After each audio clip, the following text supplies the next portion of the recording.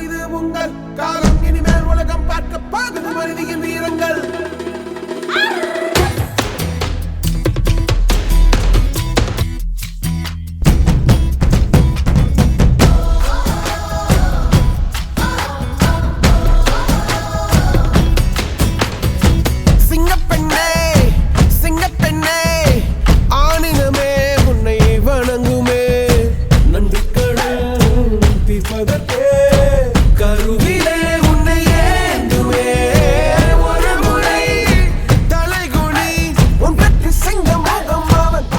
Minimum நம்ம என்ன நடக்க போகுது தெரிஞ்சால் இப்போ நம்ம அடுத்த ஒரு 6 மாதத்துல நமக்கு இது நடக்க போகுதுன்னா நம்ம ப்ரிப்பேராக இருப்போம்ல. நடப்போம், வாக் பண்ணுவோம், சாப்பிட்றத மாற்றிக்குவோம். நம்ம ஹார்ட் பீட் வந்து எப்போ நிற்க போகுதுன்னு சொல்லுது குவாண்டம். எவ்வளோ நிமிஷத்தில் நம்ம இருக்க மாட்டோம்னு சொல்ல போகுது குவாண்டம். அப்படின்னா நம்ம அதுக்கு முன்னேற்றத்துக்கு எப்படி பண்ண போகிறோம் அப்படிங்கிறது வந்து அந்த விஷயங்கள் சொல்ல போகுது. ஸோ இந்த மாதிரி அட்வான்ஸ்டு இதனால் வந்து மினிமம் 100 வருஷம் எல்லாம் வாழ போகிறாங்க. இதான் குட் நியூஸ். இப்போ நம்ம வந்து ஆவரேஜ் ஏஜ் வந்து பார்த்திங்கன்னா 63 வயசு இருக்கிறோம் உலகத்தில். 63 வயசில் இறந்துடும் எல்லாருமே ஆவரேஜாக. 70-80 இருக்கிறாங்க. பட் வந்து 100 இயர்ஸ் இருக்க போகிறோம். குவாண்டம் ஆல்ரெடி வந்தாச்சு, அமெரிக்காவில் வந்து தோற்றுவிச்சாச்சு, உலகம் முழுசு வரும். நம்ம வந்து மைக்ரோஸ்கோப்பில் வந்து ஒரு புள்ளியை பார்க்குறதுல 5 லட்சம் முறை உள்ளே போய் பார்க்குது. நமக்கு வந்து ஒரு கேன்சரோ ஏதோ ஒரு டிசீஸ் வந்து 4th ஸ்டேஜும் தெரியறதுக்கு வந்து அந்த 4 லட்சம் முறையில் ஒரு புள்ளியில் தான் வருது. அதை வந்து குவாண்டம் கண்டுபிடிக்குது. உடனே அந்த ஒரு புள்ளி மட்டும் ஒரே ஒரு சொட்டு மருந்து விட்டுட்டு அதை அழிக்கிறாங்க. புரியுதுங்களா? நம்ம வந்து எந்த லேசர் ட்ரீட்மெண்ட் இல்லை. இப்போ ஒரு பெரிய விவசாயம் லேண்ட் இருந்துச்சுன்னா அந்த குவாண்டம் மூலியமாக எந்த செடியில் பூச்சி இருக்கோ அந்த பூச்சிக்கு எந்த மருந்து அடிக்கணுமோ அந்த லேசர் போய் அடிக்குது. உரம் முழுசும் எல்லா விவசாயத்துக்கும் போட வேண்டியதில்லை. இல்லை மாதிரி லாட் ஆஃப் டெக்னாலஜி வரப்போது. ஹெல்த் செக்டர் இது குட் நியூஸ் என்னென்னா, நம்ம இந்த சீக்கிரம் இந்தியாவுக்கு வந்துச்சுன்னா we all live 100+ years. சீக்கிரம் வரத்துக்கு வாய்ப்பு இருக்குது. ஸோ இது போல் நிறைய விஷயங்கள் நம்ம லேர்ன் பண்ணால் நமக்கு தெரியறத விட இன்றைக்கி தெரியறத விட ஒரு ஸ்டெப் முன்னாடி நம்ம லேர்ன் பண்ணால் மட்டும்தான் நம்மளுடைய பிஸ்னஸ்லேயும் நம்ம லைஃப் ஸ்டைலில் எல்லாத்துலேயும் மாற முடியும். திருப்பி சொல்கிறேன், இது நம்ம இன்றைக்கி என்ன கற்று வச்சுருக்கோமோ, இன்றைக்கி என்ன தெரியுமோ அதை வச்சு நம்ம இதே லைஃப் ஸ்டைலில் தான் இருக்க முடியும் ஒழிய நம்ம பெரிய ட்ரீம் எதையுமே அச்சீவ் பண்ண முடியாது. ஸோ லேர்ன், புது விஷயங்களை கற்றுங்க, நிறைய விஷயங்களுக்கு அடாப்ட் ஆகுங்க. கண்டிப்பாக நம்மளும் இவங்க சொல்கிற மாதிரி நிறைய அச்சீவ்மெண்ட் நம்ம எல்லாம் பண்ண முடியும். All the best for all the icon members and guest. Thank you very much. Success is not just by an accident. அதுக்கும் மேலே நம்ம செய்கிற விஷயத்த பிரியத்தோடு நேசத்தோடு செஞ்சோம்னா நமக்கு சக்ஸஸ் தானே வரும். இப்படி சக்ஸஸ்க்கு உள்ள எல்லா குவாலிட்டிஸையும் இருந்து வெற்றி பெற்றவங்க தான் இன்னைக்கு நமக்கு வந்திருக்கிற இந்த ட்ரெயினர். கல்யாணத்துக்கு முன்னாடி நம்மலாம் எப்படி இருந்தோம்? சும்மா பிடி உஷா மாதிரி, சாய்னா நேஹால் மாதிரி ஓடி ஆடி அப்படி ஜாலியாக இருந்தோம். ஆனால் கல்யாணம்னு ஒன்று நடந்துட்டா எல்லாத்தையுமே நிறுத்திடும். அதுலேயும் அம்மா அம்மா அப்படிங்கிற ஒரு ஸ்தானத்தை அடைஞ்சிட்டோன்னு வச்சுக்கோங்க, குத்து விளக்காயிரும்.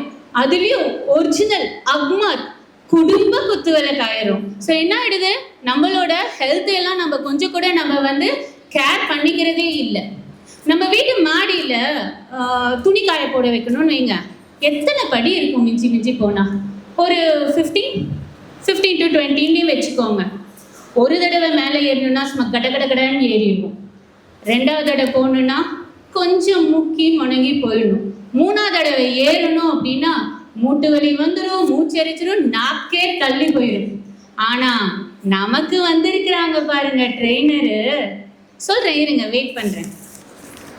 நம்ம ஐகானோட founder Suganthi Saravanan ma'am, and Saravanan sir, இவங்க ஜிஆர்டி டூர்ஸ் அண்ட் ட்ராவல்ஸ் அப்படிங்கிற பேரில் 7 கண்டத்தையும் விசிட் பண்ணியிருக்காங்க. அப்படிங்கிறதே நம்ம வந்து ரொம்ப பெருமையாக சொல்லிட்டு இருக்கும் போது மேம் சொல்கிறாங்க, சுகந்தி மேம் இருங்க பாய், 7 கண்டத்தை விசிட் பண்ணது என்ன விஷயம், 7 கண்டத்தில் இருக்கிற உயரமான சிகரங்களையே அப்படி அசால்ட்டா ஏறி வந்தவங்களை கூட்டிட்டு வரேன்னு சொல்லி இன்னைக்கு நம்ம ராசிபுரத்துக்கு அவங்கள கூட்டிட்டு வந்திருக்காங்க. நம்ம ட்ரெயினரோட பர்சனல் ப்ரொஃபைலை சொல்லணும் அப்படின்னா, விருதுநகர் மாவட்டத்தில் இருக்கிற ஜோஹில்பட்டி அப்படிங்கிற கிராமத்தில் தான் பிறந்தவங்க. ஒரு பிசிஏ பட்டதாரி. 18 வயசுலேயே இவங்களுக்கு கல்யாணம் ஆயிடுச்சு. 2 குழந்தைகளுக்கு இவங்க தாய். அதுக்கப்புறம் தான் இவங்களோட கனவை நோக்கி இவங்க பயணம் பட்டிருக்காங்க. எவ்வளோ சேலஞ்சஸ் வந்திருக்கும். அந்த சேலஞ்சஸ் எல்லாம் எப்படி இவங்க வந்து சமாளிச்சாங்கங்கிறத அவங்க ட்ரைனிங் செஷன் அப்போ நம்ம கேட்டுக்கலாம். இப்போ தற்சமயம் வந்து அவங்க தமிழ் அட்வென்ச்சர் ட்ரெக்கிங் கிளப்போட ஃபவுண்டராகவும் ஜாப்பனீஸ் இன்டர்பிரிட்டர் மற்றும் ட்ரெயினராகவும் இருக்கிறாங்க.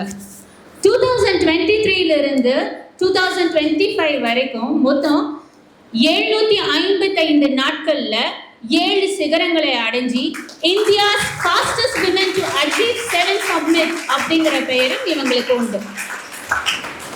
கண்ணை திறந்து வச்சு நடந்தாலே நம்ம போய் எங்கேயாவது டமால்னு இடிச்சுக்கிறோம். ஆனால் இவங்க 2021 கண்ணை கட்டிக்கிட்டு ஜஸ்ட் 58 செகண்ட்ஸில் 155 ஃபீட் ஹைட் உள்ள மலையை கடகடகடான்னு இறங்கி வந்திருக்கிறாங்க. தமிழ்நாடு கவர்மெண்ட் சார்பாக கல்பனா சாவ்லா அவார்ட், அவல் விகடனோட Singapenn award, princess of Himalayas award, Shakti award, இப்படி பல விருதுகளை கொடுத்து கௌரவிக்கப்பட்டிருக்கிறாங்க. அடேங்கப்பா, இவங்களோட சாதனை எல்லாம் கேட்ட உடனே நம்ம பார்ட்னர்ஸோட மைண்டில் சேலம் பார்ட்னர்ஸ் எல்லாம் ஓகே, ஒரு டீமை உருவாக்குறோம், ஒரு சண்டே செட் பண்ணுறோம், ஏற்காடுக்கு ட்ரெக்கிங் போகிறோம். அதே நம்மளோட ராசிபுரம் பார்ட்னர்ஸ் எல்லாம் கொல்லிமலை இல்லைனாலும் பரவாயில்லப்பா, பக்கத்தில் இருக்கிற போதை மலையாவது நம்ம ஏறிட்டு வரலாம் அப்படின்னு நினைக்கிறீங்க. அது எனக்கு தெரியுது. நம்ம எல்லாரும் ஏதாவது ஒரு சாதனை நோக்கி தான் நம்ம இருக்கிறோம், நம்ம பயணம் இருக்கணும்னு நினைக்கிறோம். நம்ம ட்ரெக்கிங் பற்றியும் தெரிஞ்சுக்கலாம். அதே சமயத்தில் நமக்கு அவங்களோட செஷன் மூலமாக என்ன டேக் அவே பாயிண்ட்ஸ் இருக்குங்கிறத தெரிஞ்சுக்கிட்டு அதை நம்மளோட பிஸ்னஸில் இம்ப்ளிமெண்ட் பண்ணலாம்.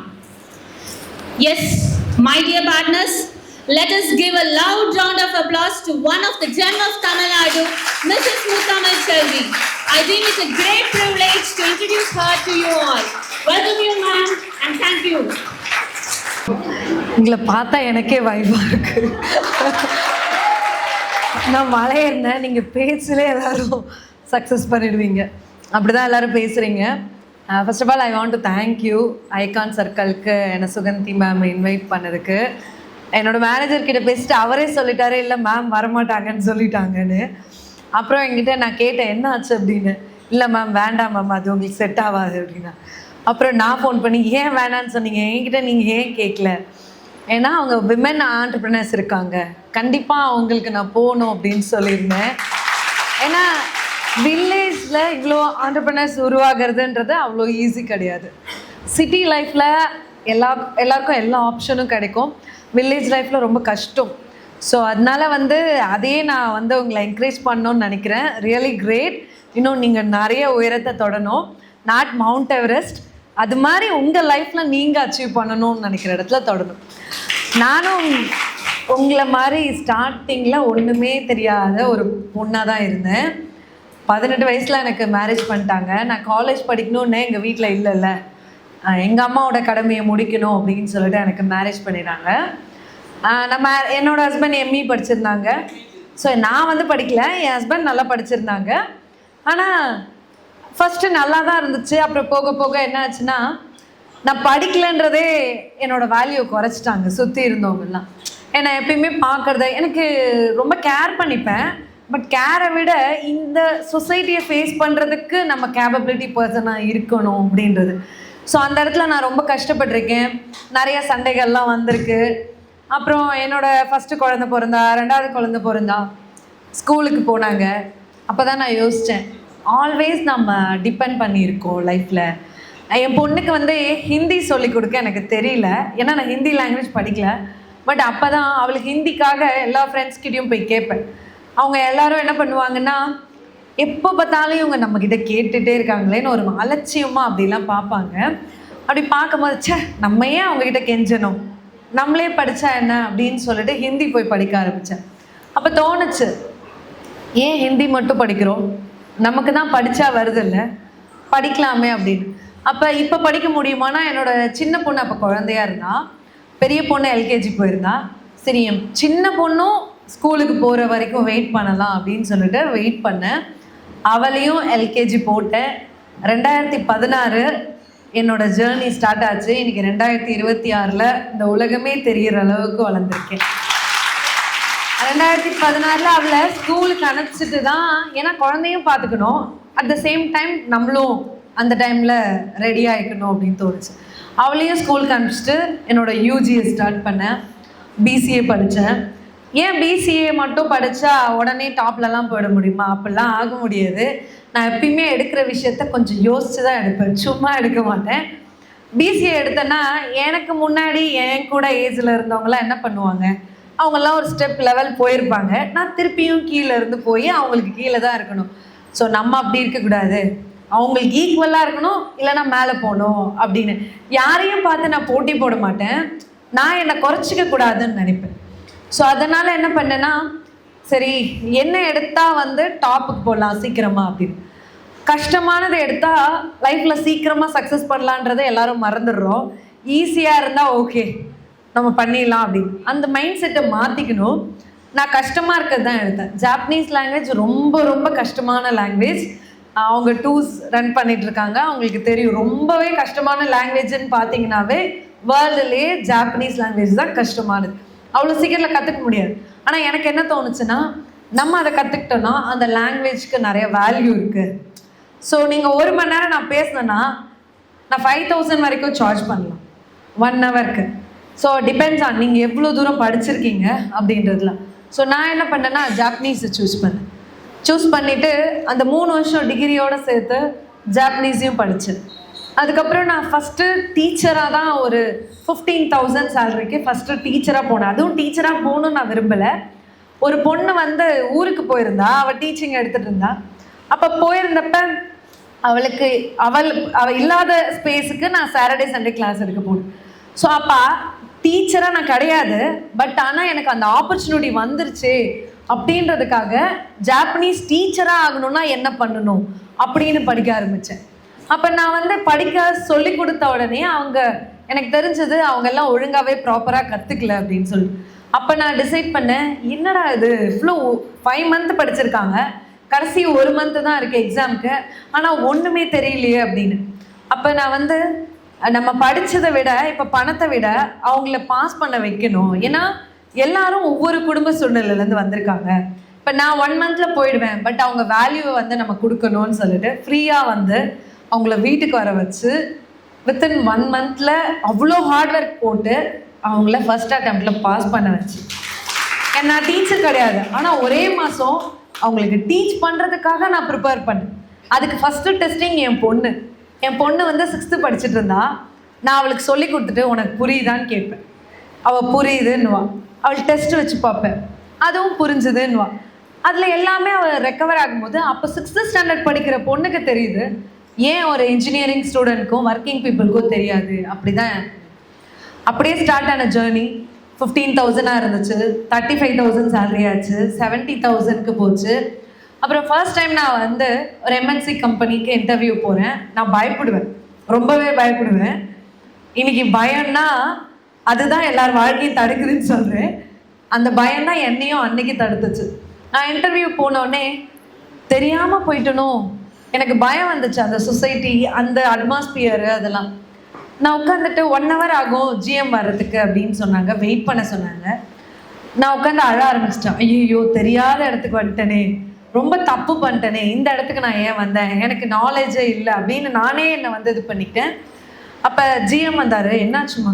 இல்லை சார் நான் தெரியாமல் வந்துட்டேன், நான் வீட்டுக்கு போகிறேன் அப்படின்னு. இல்லை எதுக்காக நீங்கள் வீட்டுக்கு போகிறேன்னு சொல்லுங்கள். இல்லை சார் எனக்கு ஜாப்பனீஸ் டீச் பண்ண தெரியும், ஆனால் வெளி அனுபவம் எனக்கு எதுவுமே இல்லை, அதனால் நான் போகிறேன். உங்களை நான் இன்டர்வியூ பண்ண போகிறதில்ல, நான் இன்டர்வியூ பண்ண போகிறது இந்த கம்பெனியோட எம்டி தான் இன்டர்வியூ பண்ணுறாங்க. அவங்க தான் ஜாப்பனீஸு, அவங்க ஜாப்பனீஸில் தான் உங்களுக்கு கொஸ்டின் கேட்க போகிறாங்க. முடிஞ்சால் தெரிஞ்சால் ஆன்சர் பண்ணுங்க, தெரியலன்னா போங்க அப்படின்னு. அப்போ ஒரு வார்த்தை சொன்னார், இங்கே இன்டர்வியூக்கு வரவங்க எல்லாம் எனக்கு எல்லாம் தெரியும்னு சொல்லிட்டு தான் வருவாங்க, ஆனால் நீங்கள் ஒரு ஆள் தான் எனக்கு தெரியாதுன்னு சொல்லிட்டு வந்திருக்கீங்க அப்படின்னாங்க. அப்புறம் நான் எம்டி இன்டர்வியூ அட்டென்ட் பண்ணும்போது நான் பொறுமையாக பேசுகிறேன், ஏன்னா என்னோடய லைஃப் எப்படி கடந்திருக்குன்னு உங்களுக்கு தெரியணுன்றதுக்கு தான். அப்போ என்னோட எம்டி கேட்டாங்க, ஃபஸ்ட் இன்டர்வியூ பண்ணாங்க, ஜென்ரலாக பேசும்போது கடகடன்னு ஆன்சர் பண்ணுறேன். அப்போ தான் நான் ஃபஸ்ட் டைம் ஒரு ஜாப்பனீஸ் கூட, அதுவும் எம்டி கூட ஜாப்பனீஸ் மொழியில் பேசுகிறேன். அதுக்கு முன்னாடி பேசுறதுக்கு ஆப்பர்ச்சுனிட்டி கிடைக்கல, ஆனால் நான் படிச்சிருக்கேன். அப்போ வந்து எனக்கு இன்டர்வியூ பண்ணிட்டு எம்டி வந்து அவருக்கு என்ன பிடிச்சிருக்கு நான் பேசுகிற ஸ்டைல் எல்லாமே. டைரக்டருக்கு வந்து அந்த கம்பெனிக்கு நான் வந்தால் அவருக்கு பிரச்சனை அப்படின்னு சொல்லிட்டு, ஏன்னா என்னோட கம்பெனியோட எம்டிக்கு வந்து ஆல் ஓவர் த வேர்ல்டு இருக்குது கம்பெனி. ஸோ அவர் வந்து மந்த்லி ஒன்ஸ் அந்த மாதிரி வருவார், இல்லை 2 months ஒன்ஸ் தான் வருவார். ஆனால் டைரக்டர் தான் இங்கே இருக்க போகிறது. அப்போ நான் ஜாப்பனீஸ் வந்துட்டா இங்கே இருக்க இன்ஃபர்மேஷனை பாஸ் பண்ணுறது நான் மட்டுமா தான் இருக்கும் அப்படின்னு சொல்லிட்டு அவர் என்ன பண்ணார், எனக்கு ட்விஸ்ட் வச்சுட்டே இருந்தார். நிறைய பிக்டோகிராஃபிலாம் வச்சுட்டு எல்லா கொஸ்டினுக்கு ஆன்சர் பண்ண முடிஞ்சது, சில பிக்டோகிராஃபிக்கு என்னால் ஆன்சர் பண்ண முடியல. அப்போ வந்து உடனே சாரி, நீங்கள் இந்த பிக்டோகிராஃபிக்கு ஆன்சர் பண்ண முடியலன்னா கஷ்டம், உங்களை வந்து எலிஜிபிள் கிடையாது அப்படின்னாரு. அப்போ வந்து என்கிட்ட கேட்டார் எம்டி, ஏன் உங்களுக்கு அது தெரியல, நீங்கள் ஹையர் லெவல் வரைக்கும் படிச்சிருக்கீங்க. நான் ஹையர் லெவல் வரைக்கும் படிச்சிருக்கேன், ஆனால் அதை யூஸ் பண்ணுறதுக்கு ஹையர் லெவல் பீப்புள் என்கிட்ட இல்லைல்ல. நான் பிலோ லெவலில் தான் டீச்சிங் பண்ணிகிட்ருக்கேன். ஸோ ரெகுலராக யூஸ் பண்ணால் தான் ஜாப்பனீஸ் லெட்டர்ஸ்லாம் நம்மளுக்கு மைண்டில் இருக்கும். அதாவது பிக்டோகிராஃபி வேர்ட்ஸ் எல்லாம் ஞாபகம் இருக்கும், பிக்டோகிராஃபி ரொம்ப கஷ்டம். ஸோ அதனால வந்துட்டு நான் அப்படி சொன்னேன். பட் ஆனால் எனக்கு தெரியலன்னு சொல்ல வரல, படிச்சிருக்கேன், ஆனால் யூஸ் பண்ணுறதுக்கு ஆப்பர்ச்சுனிட்டி கிடைக்கல. அந்த ஆப்பர்ச்சுனிட்டியை நீங்கள் கொடுத்தீங்கன்னா கண்டிப்பாக அதை நான் லேர்ன் பண்ணிப்பேன் அகைன் அப்படின்னு சொன்னேன். டைரக்டர் முடியவே முடியாது, எம்டி யூஆர் அப்பாயிண்டட் தான். அதுக்கப்புறம் நான் சொன்னேன், எவ்வளோ சேலரி எதிர்பார்க்குறீங்க அப்படின்னு. நான் வந்து ஃபஸ்ட்டே முடிவு பண்ணிட்டேன், 1 lakhல தான் எம்என்சி கம்பெனியில் ஜாயின் பண்ணணும். அவங்க சொன்னாங்க 78,000 கொடுக்குறேன், உங்கள் ஸ்கேல் வந்து 70 வரைக்கும் வாங்கியிருக்கீங்கன்னு சொன்னீங்க, நான் 78 கொடுக்குறேன்னு. இல்லை சார், 1 lakh கொடுத்தா நான் ஜாயின் பண்ணுறேன், இல்லைன்னா நான் ஜாயின் பண்ண மாட்டேன், நான் அப்படியே தான் சொன்னேன். ஏன்னா என்னோட கான்ஃபிடென்ட் லெவலில் நான் யாருக்காகவும் விட்டுக்கு கொடுக்கக்கூடாதுன்னு நினச்சேன். அப்புறம் அந்த கம்பெனியில் சாட்டர்டே கண்டிப்பாக ஆஃபீஸ் உண்டு. பட் ஆனால் எனக்கு சின்ன பொண்ணு வந்து 5th standard வரைக்கும் பார்த்தீங்கன்னா 2 மணிக்கு 12:30க்கெலாம் விட்டுருவாங்க. அப்போ நான் யோசித்தேன், சாட்டர்டே ஸ்கூலே இருக்காது அவங்களுக்குலாம், கிண்டர் கார்டனுக்கு. அப்போ நான் அவளை வந்து ஸ்கூலுக்கு தனியாக வந்து இருப்பாளே, பெரியவ ஸ்கூலில் இருப்பா, அப்போ என்ன பண்ணுறதுன்னு சாட்டர்டே எனக்கு லீவ் இருந்தால் தான் என்னால் வர முடியும்னு அதுக்கும் ஒத்துக்கிட்டாங்க. உண்மையிலே கிரேட் ஆப்பர்ச்சுனிட்டி எனக்கு கிடச்சிது. ஏன் இவ்வளோ தூரம் சொல்கிறேன்னா, ஒரு விஷயம் நம்ம எந்த இடத்த எப்படி செலக்ட் பண்ணுறோன்றிருக்கு, அந்த செலெக்ஷன் தான் நம்மளை அந்த இடத்துக்கு கொண்டு வருது. அங்கே ஒர்க் பண்ணும்போது தான் தெரிஞ்சுது. நான் வந்து ஒரு சின்ன சர்க்கிள் போட்டு எனக்கு இது இருந்தால் போதும், இதுக்குள்ளே என்னால் வாழ்ந்துக்க முடியும், இது இருந்தால் போதும், இது என்னால் பேலன்ஸ் பண்ணிக்க முடியும், இப்படி தான் நான் பேசினேன்னா அங்கே போகும்போது தான் தெரிஞ்சது. அந்த அட்மாஸ்பியரில் அதுவும் ஒரு எம்டி கூடயும் டைரக்டர் கூடயும் ஒர்க் பண்ணும்போது லைஃப்பில் இன்னும் நிறைய இருக்குது, உலகத்தில் நிறைய பார்க்க வேண்டியது இருக்குது, நம்ம சின்ன சர்க்கிள்குள்ளேயே சொல்லிட்டு இருந்துட்டோமே அப்படின்றது அன்னைக்கு தான் தெரிஞ்சுது. ரொம்ப ஹாப்பியாக போச்சு எனக்கு எல்லா அதாவது ஒரு நார்மலாக நான் ஒரு சாஃப்ட்வேர் கம்பெனிக்கு போயிருந்தா கூட எனக்கு இவ்வளோ ஃபெசிலிட்டி இருந்திருக்காது. எனக்கு ஸ்பெஷலாக காரு A to Z, ஏன்னா நான் டைரக்டர் கூட எம்டி கூட ஒர்க் பண்ணேன், அவ்வளோ ஃபெசிலிட்டி கிடச்சிது. நம்ம சூஸ் பண்ணுற இடம் தான் இருக்குது நம்ம லைஃப்பில் சேஞ்ச் பண்ணுறதுக்கு. அது பெஸ்ட்டாக இருந்துச்சு. அந்த லைஃப் எனக்கு கண்டினியூ ஆச்சுன்னா 1 year கண்டினியூ ஆச்சு. இந்த கோவிட் லைஃப்பை மாற்றிருச்சு அகைன். கோவிட் சுச்சுவேஷனில் என்னோடய கிட்ஸ் எல்லாம் நேட்டிவ் போயிட்டாங்க, என் ஹஸ்பண்ட் ஜப்பான் போயிட்டாங்க. அவங்க ஃபஸ்ட்லேருந்தே ஜப்பானில் தான் இருந்தாங்க. ஸோ அதனால் அவரும் இல்லை, என் கிட்ஸ் எல்லாம் வந்து தனியாக இருந்தாங்க. கோவிட் ஸ்ப்ரெட் ஆகுன்றதுனால என்னோடய கிட்ஸை வந்து என்னோடய அம்மா வீட்டில் முதல் டைம் பிரிஞ்சிருந்தேன். பசங்க ரொம்ப அழுக ஆரம்பிச்சிட்டாங்க, மீட் பண்ண முடியல, டிஸ்ட்ரிக்ட் வேறு, என்னோடய ஆஃபீஸ்லேயும் அலோவ் பண்ணலை. இந்த மாதிரி நிறைய பிரச்சனை இருக்கும் போது எனக்கு தோணுச்சு, என் குழந்தைங்க முக்கியமாக வேலை முக்கியமானு. அன்றைக்கி எனக்கு குழந்தைங்க முக்கியமாக இருந்துச்சு ஆஸ் எ மதராக. சரின்னு சொல்லிட்டு நான் ஜாப் ரிசைன் பண்ணிவிட்டு பசங்களை பார்த்துக்க ஆரம்பித்தேன். 3 மாதம் சும்மா இருந்தேன், சும்மா இருக்க முடியல, அதுதான் பிரச்சனை. சும்மா இருக்க முடியாதனால இன்றைக்கி உலகம் முழுச சுற்றி வந்திருக்கேன். அந்த 3 மாதம் எனக்கு சும்மா வேலை வெட்டி இல்லைல்ல, சும்மா உட்காந்துருக்கோம், பக்கத்து வீட்டில் பேச முடியாது, நான் டிவி பார்க்குற பழக்கம் கிடையாது. ஃப்ரெண்ட்ஸ் எல்லாம் ஒவ்வொரு ஃப்ரெண்ட்ஸாக ஃபோன் பண்ணி பேசுறது, அப்போ தான் நான் பேசவே மாட்டேன், ஆனால் அப்போ பேசுகிறேன். அப்போ அவங்களுக்கு இருக்கிற ப்ராப்ளத்தெல்லாம் என்கிட்ட ஷேர் பண்ணுறாங்க. அப்போ சொல்லும் போது எனக்கும் நிறையாலாம் ஆசை இருக்குடி, ஆனால் வந்து என்னால் அது கொண்டு போக முடியல. ஏன்னா அவங்க ஹஸ்பண்ட் வந்து ஆப்போசிட் பார்ட்டியாக அவங்க நினைக்கல, என் ஹஸ்பண்ட் ரொம்ப பிடிக்கும், ஆனால் இந்த விஷயத்தினால சண்டை வந்துருமோ, அந்த கேப் வந்துருமோ, அந்த பயத்தினால அவளால் சொல்ல முடியல, சொன்னாலும் பிரச்சனை வருமோ அப்படின்னு அவங்களுக்குள்ளே இருக்க ட்ரீமை ஒழிச்சு வச்சுட்டு இருக்காங்க அப்படின்றது புரிஞ்சுது. அப்போ எனக்கு என்ன தோணுச்சுன்னா, எனக்கு ஏன் இப்படி இருக்காங்க, நான் வேணா பேசட்டுமா அப்படின்னா, இல்லை எதுவும் பேச வேண்டாம், எனக்கு பிரச்சனையாயிடும், நான் நல்லா தான் இருக்கேன், அதை விட இது எனக்கு பெஸ்ட்டாக இருக்குது அப்படின்னு. அப்போ இன்னொரு ஃப்ரெண்டும் என்கிட்ட சொன்னான், என்னடா இது எல்லாருக்குள்ளேயும் இருக்கும் போல மனசுக்குள்ள, அப்போ இதை சரி பண்ணணும்னா நம்ம ஏதாவது ஒரு முயற்சியாவது லைஃப்பில் எடுக்கணும் அப்படின்னு தோணுச்சு. அப்போ தான் டிசைட் பண்ணேன். விமென்ஸ் டே கரெக்டாக அந்த டைம் வந்துச்சு. எனக்கு எந்த ஒரு எக்ஸ்பீரியன்ஸும் கிடையாது, ஆனால் கண்டென்ட் யோசிப்பேன் எப்பயுமே. ஒரு விஷயத்த பண்ணணும்னா அதுக்கு ஏற்ற கண்டென்ட் எனக்கு தேவை அப்படின்னு. அப்போ என்ன பண்ணால் இந்த விஷயத்த கன்வே பண்ண முடியும்? டேரெக்டாக என் ஃப்ரெண்டோட ஹஸ்பண்ட் உங்கள் வேலையை பாருங்க எங்களுக்கு தெரியும் அப்படின்னு போயிட்டே இருப்பாங்க. ஸோ அவங்கக்கிட்ட ஒரு ஆள்கிட்ட சொல்லி சரி பண்ண முடியாது, இந்த உலகத்துக்கு சொல்லணும் அப்படின்னு யோசித்தேன். அப்போ தான் யோசித்தேன், பிளைண்டு இன்னும் நிறைய mens, not Saravanan sir. So Saravanan sir இல்லாமல் சில ஆண்கள் இன்னும் கண்ணை கட்டிக்கிட்டு இருக்காங்க. அதாவது உலகம் தெரியுது, இன்னும் நான் கண்ணை கட்டிக்கிட்டு இப்படி தான் இருக்கணும், ஒய்ஃபு இதுக்குள்ளே தான் இருக்கணும் அப்படின்ற மைண்ட் செட்டில் இருக்காங்க. அந்த கண்ணை திறந்து சப்போர்ட் பண்ணால், ஒரு ஃபாதராக இருந்தாலும் சரி, ஒரு ஹஸ்பண்டாக இருந்தாலும் சரி, ஒரு பிரதராக இருந்தாலும், நான் பின்னாடி நிற்கிறேன் அப்படின்ற சொல்கிற வார்த்தை இருந்தால் பெண்கள் எதையும் சாதிக்கலாம் அப்படின்றது தான் என்னோட மெசேஜாக இருந்தது. ஃபஸ்ட்டு வேர்ல்ட் ரெக்கார்ட், இதுக்காக ஃபஸ்ட்டு வேர்ல்டு. அது விமென்ஸ் டேனால் உலகம் முழுக்க பரவிடுச்சு அந்த டே ஸோ முடிச்சிட்டேன். அந்த ப்ராக்டிஸ்லாம் பண்ணலை, அதுதான் கண்ணை கட்டிக்கிட்டு மலையிலேருந்து இறங்கினது. ஸோ அப்புறம் நார்மல் லைஃப் போயிட்டேன். பழையபடி என் லைஃபு, என் பசங்க, கோவிடு அப்படியே தான் திருப்பியும் போச்சு. அதே டைமு இந்த விமன்ஸ் ஹராஸ்மெண்ட் பொள்ளாச்சியில் ஒரு கேஸ் மெயினாக ரொம்ப சீரியஸாக போயிட்டு இருந்தது. சூசைட் பண்ணிக்கிட்டாங்க. ஏன் சூசைட் பண்ண? ஹாராஸ்மெண்ட்க்கு சூசைட் தான் பண்ணணுமா, வேறு ஆப்ஷனே இல்லையா அப்படின்னு என் பொண்ணு கேட்டாங்க. ஏமா பண்ணிக்கிறாங்க அப்படின்னு. அப்போ நான் சொன்னேன், அப்போ அம்மாக்கும் அதாவது பேரண்ட்ஸ்க்கும் குழந்தைங்களுக்குள்ள பாண்டிங் ரொம்ப கம்மியாக இருக்குது. ஏன் அப்படின்னா அவங்க அம்மா கிட்ட சொன்னால் அடிப்பாங்களோன்ற பயம். அம்மாங்க என்ன பண்ணுறாங்க, நம்ம பொண்ணுக்கிட்ட ஃப்ரீயாக பேசிட்டா அவள் ஃப்ரீயாக வெளியில் போயிடுவாளோ அப்படின்ற பயம். இந்த 2 பிரச்சனையினால பசங்க என்ன பண்ணுவாங்க, பேரண்ட்ஸ் கிட்ட சொல்ல மாட்டாங்க. அம்மாங்க என்ன பண்ணுவாங்க, சந்தோஷமாக குழந்தைங்கிட்ட பேச மாட்டாங்க. அட்வான்டேஜ். இந்த 2 விஷயம்தான் அந்த பாண்டிங்கை ஸ்டாப் பண்ணுது. இதனால தான் பசங்க என்ன பண்ணுறாங்க, அவங்களுக்குள்ள இருக்க பிரச்சனையை எல்லாரும் சிரிப்பீங்க, ஏன்னா யார் யார் என்ன பண்ணுறீங்கன்னு உங்களுக்கு தான் தெரியும். அப்போ தான் எனக்கு என்ன தோணுச்சு, இந்த விஷயம் பசங்களை ரொம்பவே பாதிக்குது. அட் த சேம் டைம் நமக்கு மெச்சூரிட்டி இருக்குது, நம்ம பேலன்ஸ் பண்ணிப்போம். சின்ன குழந்தைங்களுக்கு அது கிடையாது. அவங்களுக்கு என்ன தோணுதோ அதுதான் கரெக்டு. அப்போ என்ன பண்ணுவாங்க, அம்மா கிட்ட சொன்னால் பிரச்சனைனா அப்போ அவங்க ஏஜில் இருக்க ஃப்ரெண்ட்ஸ் கிட்ட போய் சொல்லுவாங்க.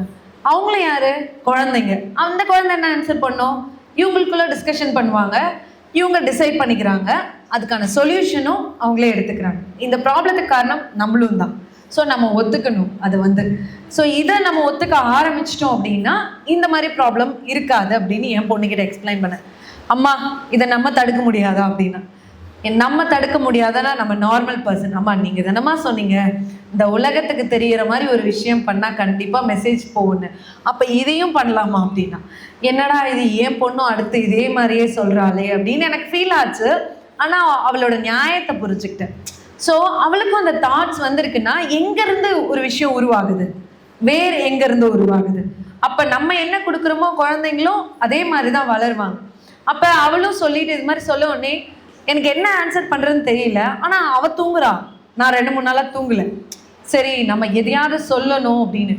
அப்போ யோசித்தேன், சரி வாங்க ஒரு வேர்ல்ட் ரெக்கார்ட் பண்ணலாம் அப்படின்னு.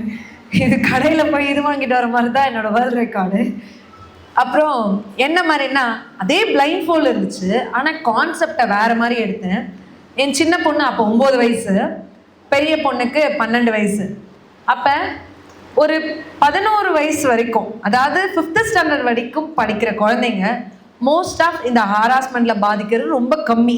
ஏன் அப்படின்னா நம்ம வீட்டிலே வச்சுருப்போம், சின்ன பிள்ளை தனியாக அனுப்பக்கூடாது, சின்ன பிள்ளை நம்ம பத்திரமா பார்த்துக்கணும். ஆனால் ஒரு 6th ஸ்டாண்டர்ட் ஏன் செகண்டரின்னு வச்சுருக்காங்க ஸ்கூல்லன்னா அடுத்த லெவல் போயிட்டாங்க. அந்த அடுத்த லெவல் வந்தவுடனே நம்ம மைண்டும் என்னென்னா அவங்களுக்கு ஃப்ரீயாக விடுவோம், வெளியில் போவாங்க, பழகுவாங்க. ப்ளஸ் ஆர் மைனஸ் 2 பீப்புளும் தான் மீட் பண்ணணும். சொசைட்டியில் எல்லாரும் நல்லவங்களும் கிடையாது, எல்லாரும் கெட்டவங்களும் கிடையாது, பட் பழகி தான் ஆகணும்.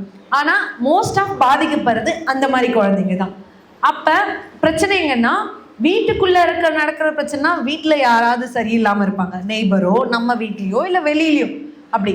ஆனால் வெளியில் போகிற குழந்தைங்க அந்த விஷயத்தை அவங்க கற்றுக்கலன்னா எப்படி அவங்க லைஃப்பை ஃபேஸ் பண்ணுவாங்க? அப்போ எதையுமே நம்மளால தடுக்க முடியாது.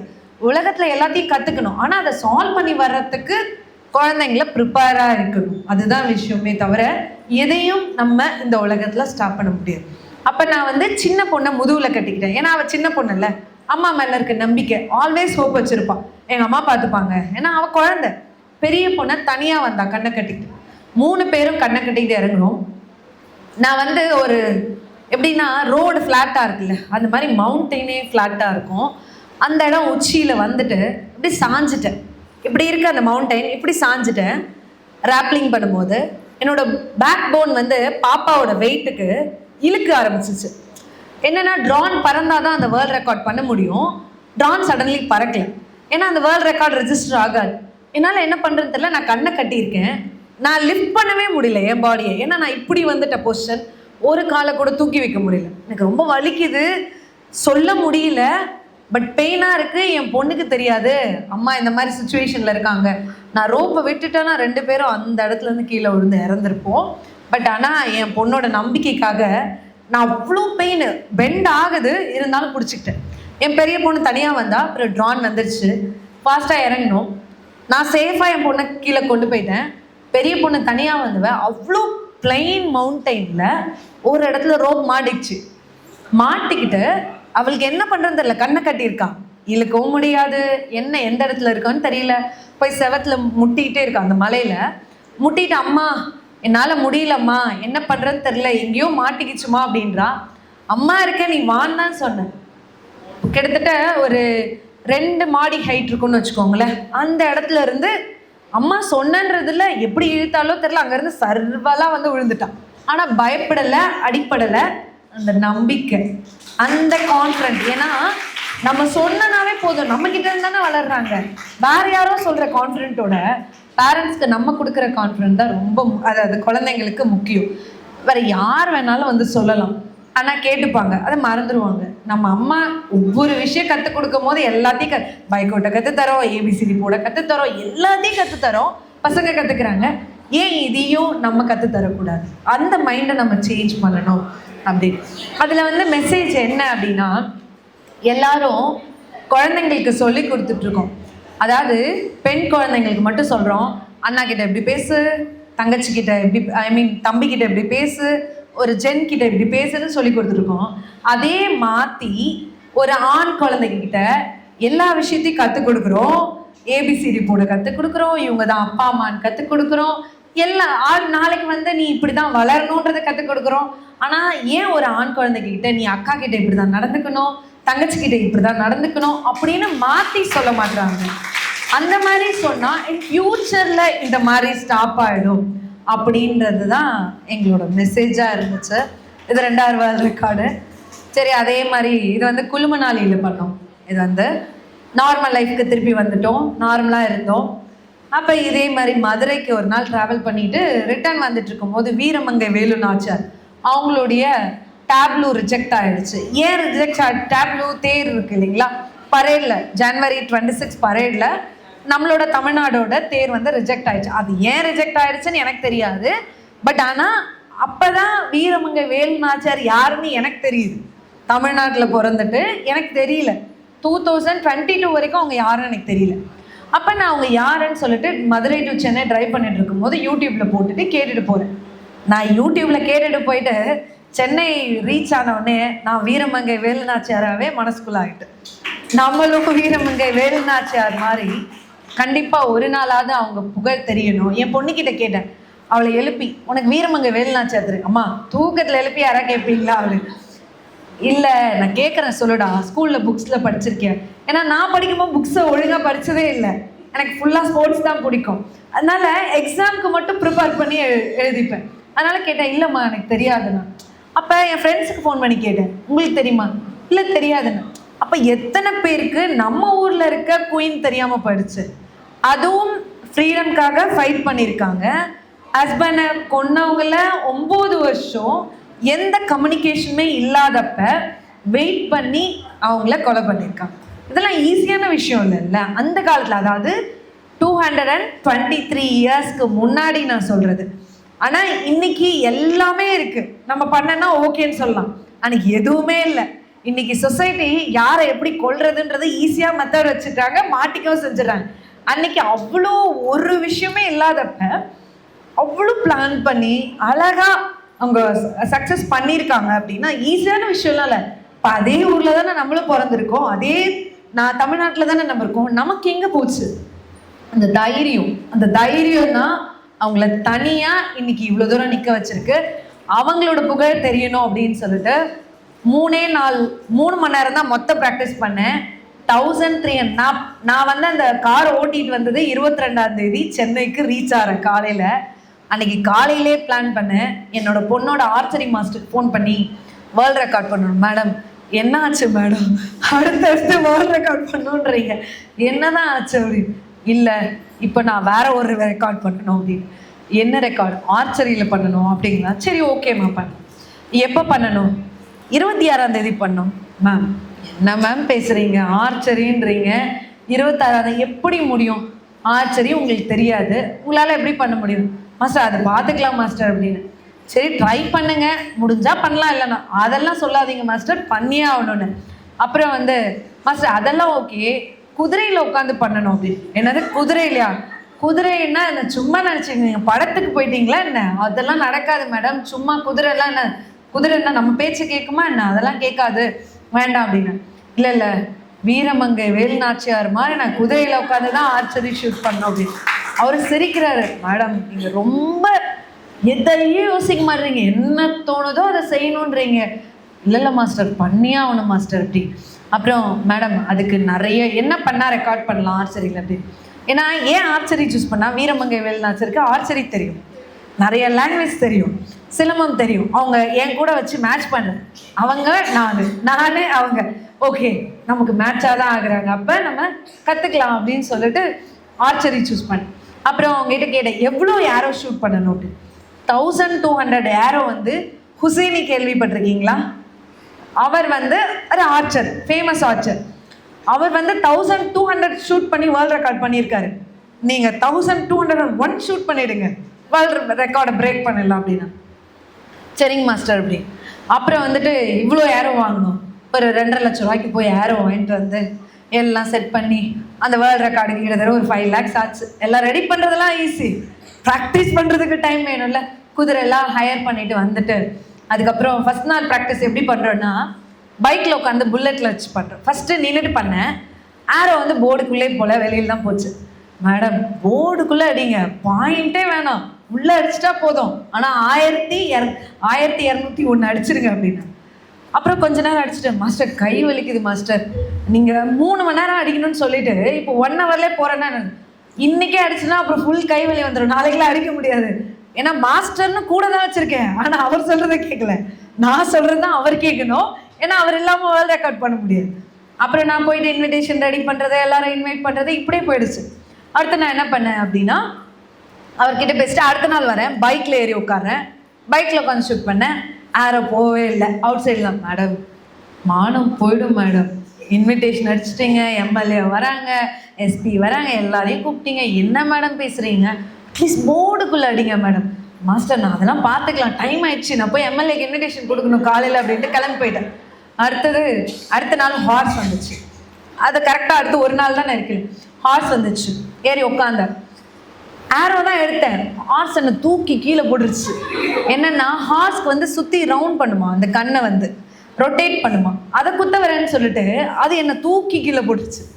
அப்புறம் மேம் என்னாச்சு மேம், உயிர் போந்தா என்ன தான் மேம் அரெஸ்ட் பண்ணியிருப்பாங்க, விளையாட்டுத்தனம் பண்ணுறீங்களா, ஃபஸ்ட்டு நீங்கள் குதிரைலாம் வேணாம், ஃபஸ்ட்டு எழுதி கொடுங்க, ஃபஸ்ட்டு எதுக்குமே உங்களுக்கு எதாவது ஒன்று ஆச்சுன்னா எனக்கு சம்மந்தம் இல்லை அப்படின்னு கேட்டேன்.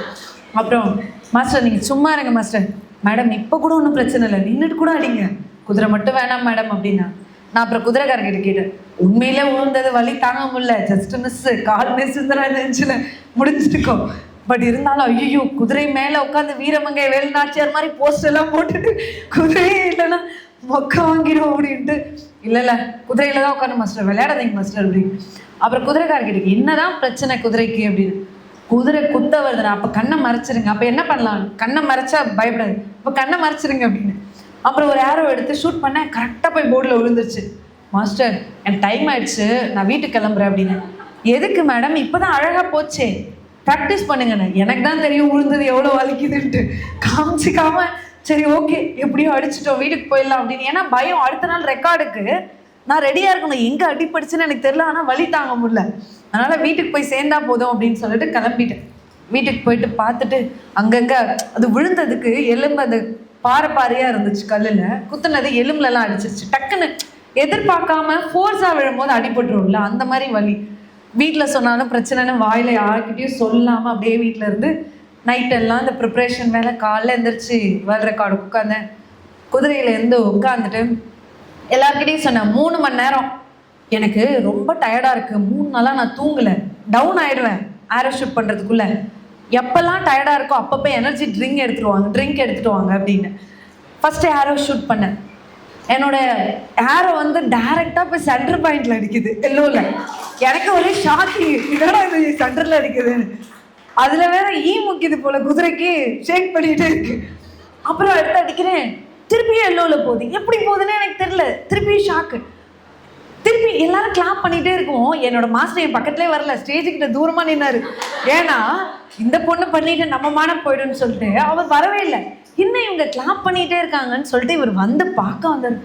மேடம் சூப்பர் மேடம், என் ஸ்டூடெண்ட்ஸ் எப்படி பெர்ஃபார்மன்ஸ்ன்ட்டு அவர் அப்போ தான் ஹைலைட் பண்ணிக்கிட்டாரு. அது வரைக்கும் சொல்லு. அப்புறம் அடிக்க என் பொண்ணு வந்து என் தங்கச்சி வந்து ஏதாவது குடுறி டவுன் ஆகிட போடுறடி குடிடி அப்படின்றா. ஐயோ உனக்கு அறிவு இருக்கா எங்காது, வீரமங்கை வேலுநாச்சியார் போருக்கு போகும்போது இப்போ நடுவில் அதெல்லாம் வேண்டாம் அப்படின்ட்டு ஷூட் பண்ண ஆரம்பிச்சேன். குடிடி மயக்கம் கேட்க போடுற அப்படின்னு. அதெல்லாம் இல்லை அப்படின்னு அப்படியே ஷூட் பண்ண யாரும் வெளியிலே போகல. ஸோ நம்புறீங்களோ இல்லையோ, கொஞ்ச நேரத்தில் வீடியோ பார்ப்பீங்க, அதில் தெரியும் ஏன் அப்படி நடக்குதுன்னு எனக்கு தெரியல. ஒருவேளை நான் அவங்களா ஆயிட்டேன்னா இல்லை அவங்க எனக்குள்ளே வந்துட்டாங்களா, எனக்கு ஒன்றுமே புரியல. ஆனால் ஏரோ போகுது. 200 ஏரோ தான், அவங்க 201 தான் ஷூட் பண்ண சொன்னாங்க. ஆனால் நான் 1389 ஏரோ ஷூட் பண்ணேன். அதுவும் அக்யூரேட். சன் நியூஸில் வந்து மெயின் நியூஸில் யூஸ்வலி போட்டால் ஒருத்தவங்களோட நியூஸை 30 செகண்ட் தான் போடுவாங்க. இந்த நியூஸை 1.5 நிமிஷம் போட்டாங்கன்னு வச்சுக்கோங்களேன். என்ன அவ்வளோ எப்படி இப்படி நடந்துச்சு அப்படின்றார். ஸோ நான் என்ன சொல்ல வரேன்னா, நம்ம என்ன நினைக்கிறோம், நம்மளோட மைண்ட் என்ன சொல்லுது, நம்ம யார் சொல்கிறதையும் கேட்க வேணாம். நம்ம மைண்டு கிட்ட நம்ம சோல் பேசிக்குது இல்லை, அந்த சோல் நேச்சர் கூட கனெக்ட் ஆகும் போது நம்மளுக்கு எல்லாமே கிடைக்கும். நம்ம ட்ரூவாக அதோட எஃபோர்ட் போடுறோமா அப்படின்றது தான் முக்கியம். அதெல்லாம் முடிஞ்சிச்சு, ரெக்கார்டும் பண்ணிட்டேன். எல்லாரும் ஒரு எக்ஸைட்மெண்ட். என்னோட மாஸ்டர் என்கிட்ட தான் ரொம்ப நாள் 3 நாள் கூட 3 மணி நேரம் நான் ட்ரைனிங் எடுக்கல. அவரு ஆனந்த விகடனுக்கு அவர் ப்ரொமோட் பண்ணிக்கிறாரு. என்கிட்ட தான் வந்து ரொம்ப வருஷமா ட்ரைனிங் எடுத்துட்டு இருக்காங்க, நான் தான் அவங்களுக்கு ட்ரைனிங் எடுத்தேன். இந்த பக்கம் என்கிட்ட மைக்கில் கேட்டா 3 நாள் மொத்தம் 3 மணி நேரம் தான் ப்ராக்டிஸ் பண்ணேன். அவர் வேற மாதிரி ப்ரொமோட் பண்ணிக்கிட்டாரு. எனக்கு ஒரே சரி மாஸ்டர் இதில் கூட உண்மை இல்லையா அப்படின்னு நினச்சிட்டு அப்புறம் எல்லாரும் சொல்கிறாங்க, குதிரையில் இவ்வளோ தூரம் பண்ணிட்டீங்க, நீங்கள் வந்து குதிரையில் ஒரு ரவுண்டு அந்த குதிரைக்காரனை பிடிச்சிட்டு கூப்பிட்டு போயிடுவாங்க. என்ன சொல்கிறீங்க, வீரமங்கை வேலுநாச்சியார் குதிரைக்கார கூடயே போவாங்க, தனியாக தான் போவாங்க, என்ன பண்ணால் குதிரை போகுன்னாங்க. ஜஸ்ட்டு எனக்கு என்ன இமேஜின் என்னால் பண்ணவே முடியல. காலை தட்டனா போகுன்னாங்க, தட்டிட்டேன் நான். ஆனால் எனக்கே தெரியாமல் குதிரை ஸ்பீடு எடுத்துருச்சு. எனக்கு என்ன பண்ணுறதே தெரியல, செம்ம ஸ்பீடு. சாரி வேற, எனக்கு என்ன பண்ணுறதுன்னு தெரியல. அது கிரவுண்டு, நிறைய பேர் வாலிபால் விளையாடுறாங்க, அவ்வளோ ஸ்பீடு. எனக்கு பயமாக இருக்குது, அந்த குதிரை வந்து அந்த வாலிபால் கிரவுண்டுக்கிட்ட போயிடுமோ, ஒருவேளை அதெல்லாம் தாண்டி எங்கே போய் முட்டுமோ தெரியலையே அப்படின்னு. எனக்கு பழக்கம் இல்லைல்ல, அதுக்கு முன்னாடி குதிரையில் ஏறினது, அவ்வளோ பயம் வந்துச்சு. அப்புறம் எனக்கு என்ன பண்ணுறதுன்னு தெரியல, கார் மெயினில் லெஃப்டில் பிடிச்சி இழுத்துட்டேன். ஆட்டோமேட்டிக்காக அது திரும்பிடுச்சு. ஐயோ திரும்புது, அப்போ நம்ம பிடிக்கிற இடத்துல பிடிச்சோன்னா கரெக்டாகிடும் போல அப்படின்னு திருப்பினா திருப்பி திரும்பிச்சு. நீங்கள் பார்த்தீங்கன்னா அந்த வீடியோவில் தெரியும், 80 கிலோமீட்டர் ஸ்பீடில் குதிரை பறக்குது, அவ்வளோ ஸ்பீடு. இந்த ஸ்பீடில் வரும்னு தெரியாது. வழியில் வண்டியை வச்சுட்டு ஒருத்தன் நின்றுட்டு இருந்தான். அந்த வண்டி குதிரை வரதை பார்த்துட்டு அவன் இறங்கி ஃபர்ஸ்ட் வண்டியை தள்ள ட்ரை பண்ண முடியல, வண்டியை போட்டுட்டு கீழே சாஞ்சிட்டான். குதிரை வந்து அந்த வண்டியே கிராஷ் பண்ணிடுச்சு, தாண்டிடுச்சு. எல்லாரும் பயந்துட்டாங்க. டே ஏதாவது ஆயிட போடுறா, புள்ள உயிர் போச்சுன்னா மானமே போயிடும், இந்த ரெக்கார்டு புடிடான்றாங்க. குதிரைக்காரனும் வர, அவனாலே ஓட முடியல, அவ்வளோ ஸ்பீடு. அப்புறம் என்ன பண்ணா குதிரை நிற்கும் அப்படின்னு பிடிச்சி இழுத்தா நிற்கும். அப்புறம் பிடிச்சி இழுத்தனா அப்படி சடனாக நிற்கல, எப்படி ஒரு குயின் ஒரு ரவுண்டு போட்டு அடுத்த ஒரு ஸ்லோ பண்ணி நிற்குமோ அப்படி என் குதிரை நின்றுச்சு. அப்படியே பெரிய ஷாக்கிங். என்னடா இங்கே நடக்குது? எனக்கே ஷாக்கிங் தான், நானுமே ஒத்துக்கிறேன். ஏன்னா ஸோ என் மைண்டு மட்டும் சொல்கிறத நான் கேட்டேன், மற்றவங்க யார் சொன்னதையும் கேட்கல. அந்த ரெக்கார்டு எப்படி நடந்துச்சுன்னு கேட்டால் எனக்கும் ஒரு ஆச்சரியம் இருக்குது. ஸோ அதை தான் சொல்கிறேன், நம்ம சோல் வந்து கண்டிப்பாக யூனிவர்ஸ் கூட கனெக்ட் ஆகும், அது நம்மளுக்கு நடத்தி கொடுக்கும். அப்படிதான் 3வது வேர்ல்ட் ரெக்கார்ட். கொஞ்சம் தண்ணி குடிச்சுக்கிறேன், டயர்டாக இருக்கு. ஓகே, ஜூஸ் அப்புறமா குடிச்சுக்கிறேன், ஒன்றும் ப்ராப்ளம். சாரி, நான் இவ்வளோ நேரம்லாம் எடுத்து பொறுமையாக பேசினதில்லை. நான் உங்ககிட்ட பேசணுன்றதுக்காக தான் இவ்வளோ பொறுமையாக பேசுகிறேன்.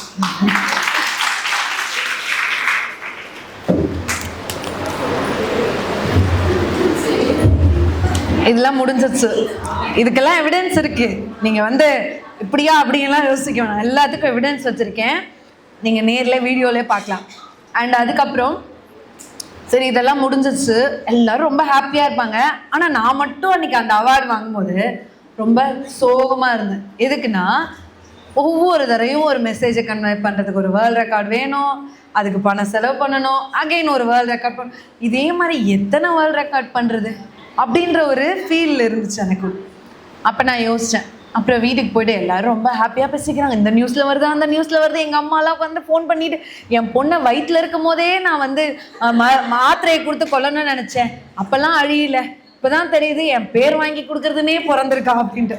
எங்கள் அம்மா ஒவ்வொருத்தவங்ககிட்டையும் ஃபோன் பண்ணி சொல்லிட்டு இருக்காங்க. நான் உட்காந்து ஃபீல் பண்ணிவிட்டு பெட்ரூமில் இருக்கேன், என்னடா பண்ணுறது, திருப்பி எப்படிடா பண்ணுறது ரெக்கார்டு அப்படின்னு.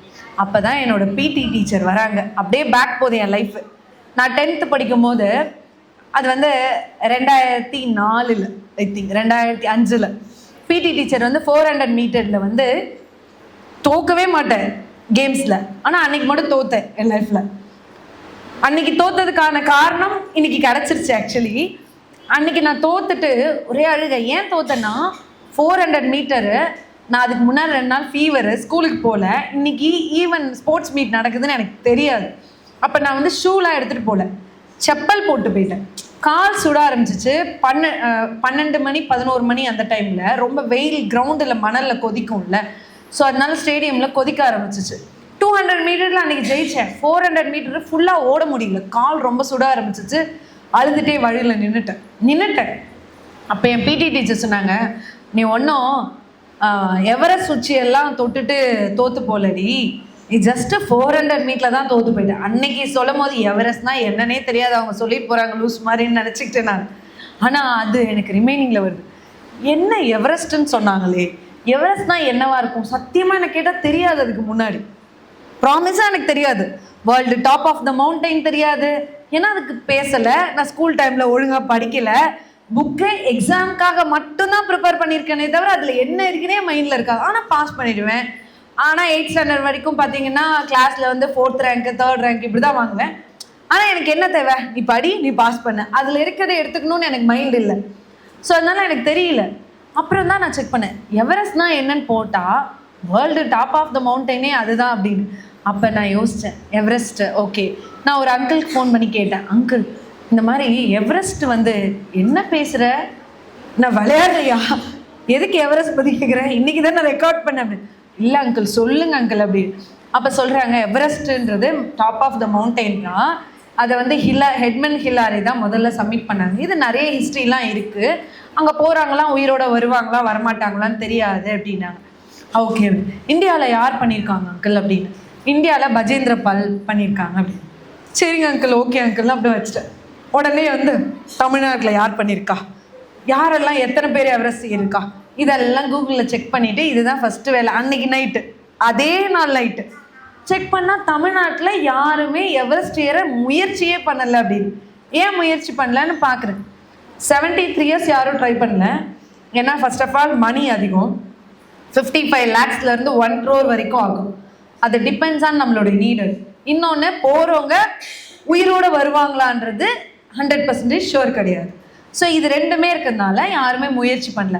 எனக்கு என்ன தோணுச்சு, இதை மட்டும் முயற்சி பண்ணி எடுத்துட்டோம் அப்படின்னா எப்பயுமே இந்த மாதிரி மைக் கொடுத்துருவாங்க, பிரச்சனையே இருக்காது, ஹிஸ்ட்ரியிலையும் இடம் பிடிச்சிடலாம் அப்படின்னு. அதுக்கப்புறம் நான் பிளான் பண்ணி எல்லாம் ஒர்க் அவுட் பண்ணி, நம்ம தமிழ்நாடு கவர்மெண்ட் உதயநிதி ஸ்டாலின் சார் வந்து ஸ்பான்சர் பண்ணாங்க. அப்போ கேட்கும் போது என்கிட்ட கேட்டாங்க, ஏம்மா எல்லாரும் டிஃப்ரெண்ட்டாக வருவாங்க. அப்போ தான் அவர் ஸ்போர்ட்ஸ் மினிஸ்டராக வந்திருக்காரு ஃபர்ஸ்ட்டாக. அப்போ கேட்டார், ஏம்மா அவருக்கு வந்து புதுசு, முதல் பேமெண்ட் அதிகமாக கொடுக்கறது அவர் மினிஸ்டராகி எனக்கு தான், வேற யாருக்கும் இல்லை. அவர் கேட்குறாரு, எல்லாரும் டிஃப்ரெண்ட்டான இதுக்கு நீங்கள் ஏன் எவரெஸ்ட் ஏறணும்னு வந்தீங்க அப்படின்னு கேட்டார். சார் என்னோட வாய்ஸ் எல்லாருக்கும் கேட்கணும், உங்கள் வாய்ஸ் கேட்கணுன்னா உயிரை கொடுப்பீங்களா அப்படின்னு. இல்லை நான் வந்து வரலாற்றில், ஏன்னா அவர் நெகட்டிவாக எடுத்துக்க கூடாதுன்ட்டு, நான் வரலாற்றில் இடம் பிடிக்கணும், நம்ம தமிழ்நாடு எவரெஸ்ட் வரலாற்றில் இல்லை, அதை உருவாக்கணும் அப்படின்னு சொல்லிட்டு. என்னம்மா புதுசாக சொல்கிறீங்க, ஒரு ட்ரீம் இருக்கும், அவங்க ஃபீல் பண்ணியிருப்பாங்க, சின்ன வயசுலேருந்தே இருக்கும், நீங்கள் புதுசாக வந்து ஒரு விஷயத்த சொல்கிறேன். சார் நான் முதல் முயற்சியில் ட்ரை பண்ணுறேன்ல சார், அப்படி கண்டிப்பாக சப்போர்ட் பண்ணுறேன், உங்கள் தைரியத்துக்காக நான் சப்போர்ட் பண்ணுறேன் நான், ஏன்னா இவ்வளோ விஷயம் தெரிஞ்சு முயற்சி பண்ணுறதே பெரிய விஷயம் அப்படின்னு சொல்லிட்டு எனக்கு 25 lakhs வரைக்கும் 29 lakhs வரைக்கும் பண்ணாங்க. ஃபஸ்ட்டு 25 lakhs பண்ணாங்க அந்த டைம் பண்ணிவிட்டு, அப்புறம் என்னோட ரிலேட்டிவ்ஸு ஃப்ரெண்ட்ஸு இதெல்லாம் ஷேர் பண்ணியிருந்தாங்க. சரி எங்கள் அம்மா கிட்ட போய் முதல்ல கதை சொல்கிறேன், அம்மா நான் மவுண்ட் எவரெஸ்ட் ஏறப்போகிறேன். என்னடி புதுசாக ரெக்கார்டா அப்படின்னு, ஏன்னா எங்கள் அம்மாவுக்கு மவுண்ட் எவரெஸ்ட்னால் என்னன்னு தெரியாது, அதனால் சரி பண்ணிட்டு வா அப்படின்னா அது என்னன்னு தெரியாது. அப்புறம் அம்மா பாப்பாவெல்லாம் கூப்பிடுமா உட்கார வச்சு பேசணும் அப்படின்னு. எதுக்குடி அவங்களா, நீ போய் பண்ணிட்டு வாடி நான் பார்த்துக்கிறேன் அப்படின்னு. இல்லைம்மா பேசணும் அப்படின்னு. அப்போ தான் சொன்னேன், அம்மா எவரெஸ்ட்னா சும்மா இல்லைம்மா, போயிட்டு உயிரோடு வருவேனா எனக்கு தெரியாதுமா அப்படின்னு. அப்புறம் எதுக்குடி அதுக்கு போகணும் அப்படின்னு. இல்லை எல்லாரும் உட்காருங்க வீடியோலாம் பாருங்கன்னு சொல்லிட்டு எவரெஸ்ட் வீடியோலாம் போடுறேன், இறந்து கிடக்குறவங்க வீடியோ, எந்த மாதிரிலாம் பிரச்சனை இருக்குது எல்லாத்தையும் போட்டோன்னே, அதெல்லாம் வேணாம்மா, மவுண்ட் எவரெஸ்ட்டே வேணாம், நீ வீட்டிலே இரு போதும் அப்படின்ட்டாங்க. இல்லை நான் பசங்க கிட்ட கேட்டேன், அப்படியே த்ரில்லிங்காக பார்த்துட்டோம், அம்மா நீங்கள் ஏறுங்கம்மா அப்படின்னு. ஏன்னா அம்மாவை பற்றி என் குழந்தைங்களுக்கு தெரியும், எங்கள் அம்மாவுக்கு என் பிள்ளை சேஃபாக இருந்தால் போதும், ஏன்னா நான் என்ன தைரியம் கொடுக்குறேன்னு என் குழந்தைங்க பார்த்துருக்கான். அதனால் அம்மா நீங்கள் பண்ணுங்கம்மான்ட்டேன்.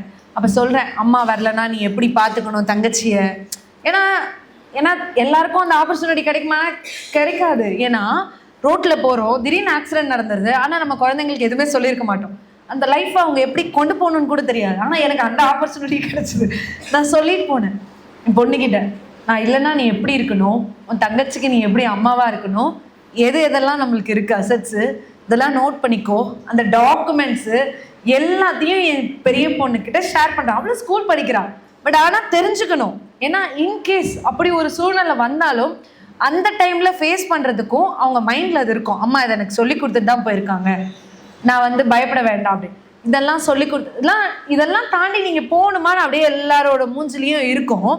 பட் ஒன்றே ஒன்று சொல்கிறேன், இன்றைக்கி நம்ம வெளியில் போகிறோம், நம்ம உயிரோடு திரும்பி வரோம் நமக்கு தெரியுமா, இன்றைக்கி தூங்குகிறோம் நாளைக்கு எந்திரிப்போன்னு தெரியுமா, நம்மளுடைய பிறப்பு இறப்பு நம்ம கையில் கிடையாது. அப்துல் கலாம் சொல்லியிருக்காரு, உன்னைய பிறப்பு ஒரு சம்பவமாக இருக்கலாம், இறப்பு சரித்திரமாக தான் இருக்கணும், அதே மாதிரி உன்னுடைய வெற்றி மற்றவங்களுக்கு பிரயோஜனமாக இருக்கணும், நமக்கு மட்டும் இருக்கக்கூடாது. அதுதான் என்னோட கோல். நான் சொன்னேன், மா நம்ம அண்ணன் இறந்தாலம்மா திடீர்னு ஆக்சிடெண்ட்டில், நீங்களே யோசிச்சிங்களாம்மா, சின்ன பையன் போயிடுது, அதே மாதிரி எனக்கு இறக்குறது அந்த டே இருந்தால் இந்த ஃபேன் கூட விழுந்துருமா மேலே, அதனால நீ அப்படிலாம் யோசிக்காதம்மா அப்படின்னு கன்வைன்ஸ் பண்ணிவிட்டு நான் போனேன்.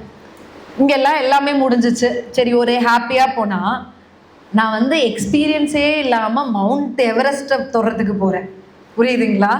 ஏன்னா மவுண்ட் எவரெஸ்ட் ஏறினா அவ்வளோ ஈஸியாக யாரும் வரமாட்டாங்க, நிறைய மலைகளை ஏறி நிறைய ப்ராக்டிஸ் பண்ணி பேசிக் ட்ரைனிங் அட்வான்ஸ் ட்ரைனிங் இதெல்லாம் முடிச்சு தான் மவுண்ட் எவரெஸ்ட்க்கு காலே வைப்பாங்க.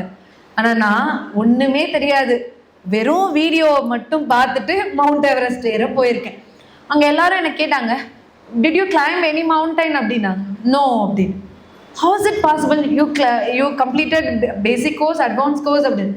நோ ஐ டிடன்ட் அப்படின்னு. அவங்க எல்லாருமே ஷாக் ஆகிடும், how it is possible, how one girl coming without experience without knowledge அப்படின்னா. நான் வந்து சொன்னேன் ஒரே வார்த்தை, இன்னைக்கு கற்றுக்கிட்டு நான் நாளைக்கு பண்ணாலும் அதே விஷயந்தான் பண்ண போகிறேன், அதுக்கு முன்னாடி அப்போ பார்த்து கற்றுக்கிட்டாலும் அதே விஷயந்தான் பண்ண போகிறேன், நான் பார்த்து கற்றுப்பேன் அப்படின்னு. உடனே அவங்களுக்கு அப்படியே இவ்வளோ திமிரா, நான் திமிரா சொல்லலை, என்னோட ஒப்பீனியனை சொன்னேன், என் மேலே இருக்க கான்ஃபிடன்ஸ் சொன்னேன். அவங்க எல்லாருமே நிறைய பேர் இல்லை, அதில் ஒரு சில பேர் என்னை கேலியாக பார்த்தாங்க, எப்படி இந்த பொண்ணு பண்ணிடும் அப்படின்ற மாதிரி தான் பார்த்தாங்க. நிறைய பேர் என்னை அழ வச்சாங்க. அதனாலே நாங்களாம் அவ்வளோ கஷ்டப்பட்டு 3 வருஷம் ட்ரைனிங் எடுக்கிறோம், நிறைய மலை ஏறுறோம், நீங்கள் என்ன சாதாரணமாக வந்துட்டு ஏறுறேன்னா அவங்களுக்கு ஒரு மாதிரி இருக்கும் இல்லைங்களா, அதுவே அவங்களுக்கு ஒரு மாதிரி ஆயிடுச்சு. அதனால அடிக்கடி பிரச்சனை வந்துக்கிட்டே இருக்கும். நான் ஒரு ஆள் தான் தமிழன், மீதி எல்லாம் நார்த் இந்தியன்னு. எங்கள் டீமில் இந்தியன் டீமில் மற்றவங்களாம் நார்த் இந்தியன், நான் ஒரு ஆள். அதர்ஸ் எல்லாம் ஃபாரினர்ஸ், சைனீஸ் அப்படின்னாங்க. அப்போ இவங்க ஃபாரினர்ஸ் சைனீஸ் கூட நான் ஹர்ட் பண்ணல, ஆனால் நம்ம இந்தியன்ஸ் சில பேர் நான் என்னை ஹர்ட் பண்ணிகிட்டே தான் இருந்தாங்க. என்னை எப்படி கீழே தள்ளலாம், நான் எப்போ இந்த இடத்த விட்டு போவேன். ஆனால் ஒவ்வொரு தடவையும் ஹர்ட் பண்ணுவாங்க. பெண்களுக்கு ஒரு வீக்கான பழக்கம் இருக்குது, அழுகிறது. ஆனால் அந்த அழுகை வந்து வீக் கிடையாது, ஸ்ட்ராங்குன்றது எல்லாருக்கும் தெரிய மாட்டேது. யார் அழுகாமல் இருக்கிறாங்களோ அவங்களாம் ஸ்ட்ராங் கிடையாது, தெரிஞ்சுக்கோங்க. யார் அழுகிறாங்களோ மனசை விட்டு அவங்க தான் எந்திரிச்சு வருவாங்க. ஏன்னா வலிக்கும், வலிக்கிறவங்க தான் எந்திரிப்பாங்க. வலிக்கவே இல்லை அடப்போ அப்படின்னு போயிட்டா அது பெயின் இருக்காது, பெயின் இருக்கவங்க எந்திரிப்பாங்க. ஸோ அந்த பெயின் வந்து எனக்கு இருந்ததுனால ஒவ்வொரு நாளும் உங்கள் முன்னாடி நான் வந்து காமிக்கிறேன் அப்படின்ற ஒரு மைண்ட் செட்டு என்னை நல்லாவே கொண்டு போச்சு. அப்போ ஃபஸ்ட் எடுத்தோடனே மவுண்ட் எவரெஸ்ட் ஏறணுன்னு அங்கே போகும்போது பேஸ் கேம்ப்னு சொல்லுவாங்க. அந்த இடத்துலேருந்து எவரெஸ்ட் உச்சி இருக்கு இல்லையா, அங்கே போகிறதுக்கு 4 கேம்ப் இருக்குது மொத்தம். Base camp 2, camp 1, camp 2, camp 3, camp 4. இந்த பேஸ் கேம்ப்லேருந்து கேம்ப் 1க்கு ஃபஸ்ட்டு போகிறதுக்கு ரூட் போடுவாங்க. மவுண்டைன் தானே, எதுக்கு ரூட்டு அப்படின்லாம். ஏன்னா மவுண்ட் எவரெஸ்ட் என்னென்னா டெட் ஜோன் தான். எப்போ எந்த ஐஸ் கட்டி உடையும், ஐஸ் கட்டி மூவ் ஆகும், அதாவது மூவ் ஆகிட்டே இருக்கும். எவரெஸ்ட் வந்து அப்படியே ஸ்ட்ரெயிட்டாலாம் இருக்காது, நார்மல் மலை. ஐஸ் கட்டி கீழே உருகும் போது அப்படியே வந்து டேர்ன் ஆகும். அந்த டேர்ன் ஆகும்போது எந்த வீக்காக இருக்கும் அந்த ஐஸ் கட்டி உடச்சிக்கும். அதனால் என்ன பண்ணுவாங்கன்னா, நேபாள் கவர்மெண்ட் வந்து எவரெஸ்ட் ரூட் ஃபிக்ஸ் பண்ணுறதுக்கு சில கைடெல்லாம் ஃபிக்ஸ் பண்ணுவாங்க. அவங்க போய் ஒரு கயிறு எடுத்து நிறைய இடத்துல கயிறு, பார்ட் ஆஃப் கயிறு லாக் பண்ணி சேஃப்டி போடுவாங்க. அந்த ரோப் வழியாக தான், அந்த கயிறு வழியாக தான் நம்ம கிராஸ் பண்ணணும். அப்படி போனப்ப ஒரு 3 கைடு அதுக்குள்ளே விழுந்துட்டாங்க. விழுந்து அவங்களோட டெட் பாடியும் கிடைக்கல. 3 நாள் தேடுறாங்க, 3 நாளும் தேடி கிடைக்கல. ஏன்னா அவங்க கூட ஃபிக்ஸ் பண்ண போனாங்களாம் அவங்க ரிலேட்டிவாக இருப்பாங்க, ஃப்ரெண்ட்ஸாக இருப்பாங்க. அவங்கள எப்படி வந்து விட்டுட்டு நம்ம போய் அடுத்த ரோட் ஃபிக்ஸ் பண்ணுறது அப்படின்னு. அப்போ ஃபஸ்ட்டு இன்ஃபர்மேஷன் வருது, இந்த மாதிரி 3 பேர் இறந்துட்டாங்க, டெட் பாடி கிடைக்கல. அதை 2025 அவங்க டெட் பாடி தெரிஞ்சிருக்கு, ரெக்கவரி பண்ணியிருக்காங்க. பட் அந்த டைமில் கிடைக்கல. அப்போ அந்த ரோப்பில் தான் நாங்கள் போனோம். இன்றைக்கி நைட்டு நாங்கள் பேஸ் கேம்ப்லேருந்து கிளம்புனோன்னா ஒரு 9 மணிக்கு கிளம்புவோம். கேம்ப் ஒன்று டச் பண்ணுறதுக்கு அடுத்த நாள் காலையில் ஆகும். இந்த பிட்வீனில் ஒரு இடத்துல கூட நீங்கள் ஒரு 5 நிமிஷம், 1 நிமிஷம் கூட உட்கார முடியாது, நிற்கக்கூடாது. அதுதான் அந்த ரூல். ஏன்னா நீங்கள் ரொம்ப நேரம் அந்த ஐஸ் கட்டில் நின்னா கூட உடச்சிக்கும். அதனால மூவிங் ஆகும், ஃபார்வேர்டில் போயிட்டே இருக்கணுமே தவிர நிற்கக்கூடாது. ஆனால் அந்த ரோப் இருக்கு இல்லையா, அதில் வந்து சேஃப்டி போடுது. ஒருவேளை நம்ம எங்கேயாவது விழுந்துட்டோன்னா அந்த ரோப் மூலயமா தொங்குவோம். அந்த டீமில் எல்லாரும் சேர்ந்து புஷ் பண்ணி எப்படியாவது தூக்கிடலாம். அதையும் தாண்டி மொத்தமாக உடச்சிக்கிச்சுன்னா எல்லாரும் உள்ள விழ வேண்டியதுதான். இதெல்லாம் தெரிஞ்சு தான் போகிறோம். அதனால் ஏன் அப்படி போகணுன்னு கேட்கக்கூடாது. அதுக்கப்புறம் அந்த கேம்ப் ஒன்று டச் பண்ணிவிட்டு அப்படியே இருந்து போனால் கிடையாது. அதே நாள் அதே டைமு டச் மட்டும் பண்ணிவிட்டு அகைன் கீழே இறங்கி ஈவினிங் 7 o'clock தான் வந்து ரீச் ஆகும். கிட்டத்தட்ட 21 hours வந்து உங்களால் நைட் தூங்க மாட்டோம், சாப்பிட மாட்டோம், தண்ணி 2 லிட்டர் வாட்டர் பாட்டில் தான், 1 நிமிஷம் கூட உட்கார மாட்டோம். ஃபஸ்ட்டு டெஸ்டிங் இதான் உங்களுக்கு. அந்த கும்பு ஐஸ்பால் சும்மா கிடையாது, ட்ரை காஃப் வரும். என்னென்னா ஆக்சிஜனே அங்கே கிடையாது, மரம்லாம் இல்லை. அப்போ நம்ம சுவாசிக்கிறது வந்து அந்த ஐஸ்குள்ளே தான் இருக்கும். அந்த ஐஸ் வந்து லங்ஸ்குள்ளே போகும்போது கும்பு காஃப்னு சொல்லுவாங்க. அது வரும்போது பிளட் வந்து நோஸில் வர ஆரம்பிச்சிடும், வாய் வழியாக இரும்பல் போது வர ஆரம்பிச்சிடும். அது ரொம்பவே டேஞ்சர் லைஃப்க்கு. ஸோ நிறைய பேர் வந்து அதில் அஃபெக்ட் ஆகிட்டாங்க ஃபஸ்ட் டைம். அதில் எல்லாரும் என்ன பண்ணுவாங்கன்னா, ஓகே இவங்கெல்லாம் ஹாஸ்பிட்டலைஸ் பண்ணிடுவாங்க, அதுலேருந்து எலிமினேட் பண்ணுவாங்கல்ல, அது மாதிரி தான் ஒவ்வொருத்தவங்களாம் எலிமினேட் பண்ணுவாங்கல்ல, இல்லை உங்களால் முடியாது, அந்த மாதிரி கொஞ்சம் பேர் இது பண்ணிடுவோம். அகெயின் வந்து திருப்பி நாங்கள் ரெக்கவரி வேணும். ஏன்னா 21 hours நடந்திருக்கோன்னா சும்மா கிடையாது பாடி. திருப்பி நம்ம பாடி ரெக்கவரி வேணும், ஃபுட்டு இல்லை அந்த டைமில். அதுக்காக ஒரு 3-4 days டைம் எடுத்துப்போம். அகைன் இதே மாதிரி அந்த கேம்ப் 1 ஃபிக்ஸ் பண்ணி அதே மாதிரி அவங்க கண்டினியூ பண்ணுவாங்க. கேம்ப் 2க்கு ஃபிக்ஸ் பண்ணுவாங்க, கேம்ப் 3 பண்ணுவாங்க, கேம்ப் 4 அப்படியே அந்த ரூட் ஃபிக்ஸ் பண்ணி, அதாவது எவரெஸ்ட் உச்சி வரைக்குமே கயிறு தான் இருக்கும் எல்லா இடத்துலையும், ஒரே கயிறாக இருக்காது, நடுவில் கனெக்டிங் தான் போடுவாங்க அப்படி. அப்போ அடுத்தது நாங்கள் அடுத்த சேலஞ்ச் என்னென்னா, பேஸ் கேம்ப்லேருந்து இதே மாதிரி கிளம்பினோம். நைட்டு கிளம்பி கேம்ப் 1 போய் கேம்ப் 2க்கு ரீச் ஆகிடணும் அதே மாதிரி 21 hours. அந்த 21 hours அகைன் வந்து நம்மளுக்கு எதுவுமே கிடையாது. அங்கே ரீச் பண்ணிவிட்டு அப்படியே இருப்போன்னா அந்த ஹைட்டுக்கு நம்ம அன்றைக்கி நைட் தூங்க வைப்பாங்க. நம்ம பாடி அந்த ஹைட்டில் மூச்சு விட முடியுதா, நம்மளால் உயிர் வாழ முடியுமா அப்படின்றத டெஸ்ட் பண்ணுவாங்க. அதில் ஓகேவாக இருக்கவங்கள நெக்ஸ்ட் டே கேம்ப் 3 வரைக்கும் தொட்டுட்டு திருப்பி வரணும். வந்து திருப்பி அந்த டே, ஏன்னா கேம்ப் 3 ஆல்டிடியூட் இன்னும் ஹைட் அதிகம், ஆக்சிஜன் இல்லை, தொட்டுட்டு பின்னாடி வந்துட்டு இவங்க எப்படி இருக்காங்க. சம்டைம்ஸ் எது வேணாலும் நடக்கலாம். அப்போ நல்லா இருக்காங்களா இல்லையான்னு செக் பண்ணுவோம். அதுலேயே ஒரு 7 பேர் அந்த டைமில் இறந்துட்டாங்க. எங்கள் டீம் இல்லை, அதர்ஸ் டீம்ஸில் இறந்துட்டாங்க. அதுக்கப்புறம் நாங்கள் எங்களை என்ன பண்ணுவாங்க, ரொம்ப அங்கே ஸ்டே பண்ணக்கூடாது, அடுத்த டேவே மார்னிங் கிளம்பி டைரெக்டாக பேஸ் கேம்ப் வரணும். இதே மாதிரி 21 hours நடந்து. ஸோ அந்த கேம்ப் 3 போயிட்டு வரதுக்குள்ளே பாதி உடம்பு இழைச்சிரும். ஏன்னா கண்டினியூவாக ஃபஸ்ட்டு 21 hours நைட் தூங்குறோம், அடுத்த நாள் போய் கேம்ப் 3 டச் பண்ணி திரும்பி வர்றதுக்கு 21 hours ஆகிடும். அகெயின் வந்து நைட்டு மட்டும்தான் தூங்குறோம், திருப்பி காலைல இருந்துச்சு திருப்பி 21 hours. ஸோ இந்த பிட்வீனில் அந்த ஹை ஆல்டிடியூடுக்கு நம்மளுக்கு பசியே எடுக்காது. ஏன்னா நம்மளுக்கு ஆக்சிஜன் கம்மி, நம்ம பாடி நம்மளோட நமக்கானது கிடையாது, அங்கே இயற்கைக்கு ஏற்ற மாதிரி அங்கே சேஞ்ச் ஆகிட்டு இருக்கும். ஸோ அதனால அதுக்கப்புறம் ஃபைனலாக சம்மிட் புஷ்ன்னு சொல்லுவாங்க.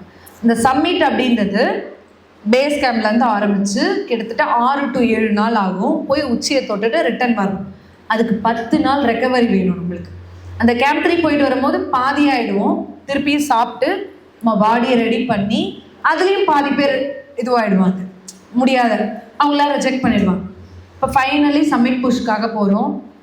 பேஸ் கேம்ப் நான் வந்து ரொம்ப நேச்சரான ஃபுட்டு தான் எடுத்துப்பேன். பார்த்தா ஸ்டைலிஷ் அப்படின்னு நினைப்பாங்க, ஆனால் நான் அப்படி கிடையாது. ரொம்ப ரொம்ப வில்லேஜ் டைப்பில் ஃபுட்டு எப்படி சாப்பிடுவாங்க அந்த மாதிரி ஹெல்தி ஃபுட் மட்டும் தான் எடுப்பேன். அப்போ என்னோடய டீம்லலாம் வந்து என்னென்னா, நீ வந்து கோக் எடுத்துக்கோ எனர்ஜி கிடைக்கும், நீ எலக்ட்ரால் எடுத்துக்கோ எனர்ஜி கிடைக்கும்னு நான் ரொம்ப கம்பேர் பண்ணும்போது என்னென்னா, நான் அவங்களுக்கெல்லாம் வந்து பிரியாணி செஞ்சு கொடுத்தேன் எவரெஸ்ட் பேஸ் கேம்பில். அவங்கெல்லாம் சாப்பிட்டதெல்லாம் ஒரு சப்புன்னு சாப்பிட்டு இருந்தாங்களா, இதெல்லாம் சாப்பிட்டா எங்கேருந்து எனர்ஜி வரும்னு சொல்லிட்டு ஒரு பையன் பிரியாணி போய் பண்ணால், மும்பைக்கார பையன் தக்காளி சாதம் மாதிரி பண்ணிட்டு இது பிரியாணின்னா, அடா பாவி இதுவா பிரியாணி, நான் ரொம்ப எக்ஸ்பெக்ட் பண்ணனே அப்படின்னு. அப்புறம் குக்கிட்ட போய் சொன்னேன், நான் இன்னைக்கு பிரியாணி செய்கிறேன் அப்படின்னு சொல்லிட்டு. அப்போ செய்யும் போது 25 பேருக்கு பண்ணேன். எங்கள் ஃபேமிலியே ஹோட்டல் ஃபேமிலி. ஸோ அதனால் வந்து எங்கள் அப்பா இதெல்லாம் சொல்லுவார், எப்படிலாம் போடுவீங்கன்னு கேட்டு வச்சுருப்பேன். அதனால் எங்கள் அப்பா சொன்ன போது அந்த ரெசிபியை வச்சு ஹெலிகாப்டர்லேருந்து வரும் எங்களுக்கு அந்த பேஸ் கேம்புக்கு, அதை வச்சு பண்ணேன். நான் பிரியாணி பண்ண ஆரம்பித்தோடனே நெகட்டிவாக பேசினாங்கல்ல, அவங்கெல்லாம் வந்து ஃபஸ்ட் நாள் பிரியாணி சாப்பிடும்போது கொஞ்சோண்டு தான் சாப்பிடுவாங்க. நான் அந்த கொஞ்சோண்டு சாப்பிட மாட்டேன், ஏன்னா ஸ்பைஸியும் இருக்காது. டெய்லி டால் பாத்து, டெய்லி பருப்பு சாதம்னா நம்ம எப்படி சாப்பிட முடியும், அதுவும் கூலிங்கில் சொல்லுங்கள். ஒரு கடத்துக்கு மேலே எனக்கு வாந்தி வர ஆரம்பிச்சிச்சு, நான் அதனால் சாப்பிடவே மாட்டேன். இந்த பொண்ணு ரொம்ப பண்ணுதுன்னு சொல்லுவாங்க. ஆனால் நான் வந்து பிரியாணி செஞ்சு கொடுத்ததுக்கப்புறம் தான் தெரிஞ்சுது, இப்போ இந்த பொண்ணு சொல்கிறது கரெக்டு தான். நம்ம ஊர் சவுத் இந்தியன் ஃபுட்டு உண்மையிலேயே நல்ல ஃபுட்டு, ஹெல்தி ஃபுட்டு, எல்லாமே இருக்கும், காரமும் இருக்கும், ரோஷமும் அதிகமாக வரும். அவங்களுக்கு ரோஷமே வர மாட்டுது, நான் செஞ்சு கொடுத்தது சாப்பிட்றாங்க பாருங்க, அது பெரிய விஷயம் இல்லை. அந்த இடத்துல வந்து சாப்பிட்டுட்டு பாராட்ட மனசு இல்லை. அதுக்கு அடுத்தது when you are making next biryani அப்படின்னா, அப்புறமா வந்து அப்புறம் you know anything another dish அப்படின்னு. ஹியர் இன்க்ரீடியன்ட்ஸ் வந்து இல்லை, so I can make milagu rasam because everyone having cough அப்படின்னு. ஓகே ப்ளீஸ் டூ இட் அப்படின்னு. அடுத்த நாள் மிளகு ரசம், வேறு எதுவுமே இல்லை, பிரியாணி மிளகு ரசம், பிரியாணி மிளகு ரசம் அப்படின்னு ஒரு 5-6 நாள் பண்ணவும் நல்லா சாப்பிட ஆரம்பிச்சிட்டாங்க. என்கிட்ட பேசாத அந்த north Indian Tamil, you are very nice Tamil, different character அப்படி இப்படின்னு சொல்லிட்டு அவ்வளோ க்ளோஸ். பட் நான் என்னென்னா, நீங்கள் இன்றைக்கி பேசுவீங்க, உங்களுக்கு தேவைன்னா இது பண்ணுவீங்க, நம்ம லிமிட்டாகவே இருந்துக்கலாம் அப்படின்ட்டு நம்மளோட கடமையை செஞ்சேன். அப்போ அவங்கெல்லாம் என் மேலே பாசத்தில் கோக்குடி இதெல்லாம் கொடுத்துட்டாங்க. நானும் என்ன பண்ணேன், இவங்கெல்லாம் சொல்லிட்டாங்களேன்னு சொல்லிட்டு எடுத்துக்கிட்டு எலக்ட்ரால்லாம் ஊற்றிட்டு போயிட்டேன். என் பாடி அந்த நார்மலான இடத்துலேயே எனக்கு அது பிடிக்காது, ஒத்துக்காது. இவங்க சொன்னாங்கன்னா அந்த ஹை ஆல்டிடியூடுக்கு லூஸ் மோஷன் வர ஆரம்பிச்சிச்சு, அது குடிச்ச உடனே வாமிட் வர ஆரம்பிச்சிச்சு. அட் த சேம் டைம் போயிட்டு இருக்கும் போது பீரியட்ஸும் வந்துச்சு. இந்த 3 இருக்கிறதுனால ஒரு நிமிஷம் அங்கே நிற்கக்கூடாது. அந்த கும்பு ஐஸ்பால் கிராஷ் பண்ணோம்ல அகைன் பேஸ் கேம்ப்ல இருந்து எனக்கு என்ன பண்றேனே தெரியல. ஒரே ரோப்பு, எல்லாரும் நிக்கிற இடத்துல தான் பாத்ரூம் போகணும், எல்லாரும் வழியில தான் போவாங்க, என் பின்னாடியே தான் நிற்பாங்க, வேற வழி கிடையாது, ஆப்ஷனும் இல்லை. வாமிட் எடுக்கிறதுனாலும் அப்படிதான். அப்ப ரொம்ப கஷ்டமா இருந்துச்சு, ரொம்ப ரொம்ப கஷ்டப்பட்டேன். கேம்ப் 2 ரீச் ஆகிறதுக்குள்ள என் பாடி எக்ஸாஸ்ட் ஆயிடுச்சு. அவ்வளோதான். என்னோட டாக்டரை செக் பண்ணிட்டு நீங்கள் எவரெஸ்ட் சேர முடியாது, அவங்க பாடி வந்து நார்மலாக இல்லை, பிபிலாம் ரொம்ப லோ ஆயிடுச்சு, சாரி அப்படின்னு. எனக்கு ஒரே அழகு, இதுக்காக எவ்வளோ நாள் நான் கஷ்டப்பட்டேன். நான் என் பேச்சு கேட்காம அடுத்தவங்க பேச்சு கேட்டது தப்புன்னு ஒரு பக்கம், ஆனால் என்னால் முடியுன்ற நம்பிக்கை இருக்குது. ஆனால் இது ஸ்டாப் ஆகணும். நான் எல்லாமே டேப்லெட்லாம் எடுத்துகிட்டு போயிருந்தேன். அப்போ வந்து என்னோட அந்த கூட ஒரு பொண்ணு இருந்தா, அவங்க யாருன்னா பஜேந்திர பால்னு சொன்னல, இந்தியன் மவுண்டர், அவங்க எடுத்து வளர்த்த பொண்ணு. ஏன் அந்த பொண்ணை எடுத்து வளர்த்தாங்கன்னா, அவங்க அப்பா தான் பஜேந்திர பால் சப்மிட் பண்ணுறதுக்கு கூட இருந்த கைடு. ஸோ அதனால அவங்க அப்பா இறந்துட்டார் எவரெஸ்ட்ல. அதனால அவங்க எடுத்துட்டு வந்து வளர்த்து இது பண்ணாங்க. அதனால அந்த பொண்ணோட ஸ்டோரிலாம் என்கிட்ட ஷேர் பண்ணியிருக்கோம், நானும் ஷேர் பண்ணேன். அப்போ அந்த பொண்ணுக்கிட்ட கேது, எனக்கு வேற எதுவும் இல்லை, எனக்கு எப்பயுமே அன்பு, ஹோப்பு இது கொடுத்தா போதும், நான் அப்படியே படுத்தே கிடந்தாலும் எந்திரிச்சு விடுவேன். அந்த மாதிரி கேரக்டர் தான் நான். பார்க்க வந்து ஃபிட்னஸ் எல்லாம் இருக்க மாட்டேன், மென்டலி நான் ரொம்ப ஸ்ட்ராங்கு. அப்போ வந்து அந்த பொண்ணு வந்துட்டு நான் கேட்டேன், என்ன நீ நம்புறியா, உன்னால் என்னை நம்ப முடியுமா, நான் எவரெஸ்ட் ஏறுவேனா அப்படி கேட்டேன். உன்னால் முடியும், எனக்கு ஒரே ஒரு ஹக் கொடுக்க முடியுமா அப்படின்னு. ஹக் கொடுத்துட்டு நான் தூங்குறேன், எனக்கு ரொம்ப டயர்டாக இருக்கு அப்படின்னு படுத்துட்டேன்.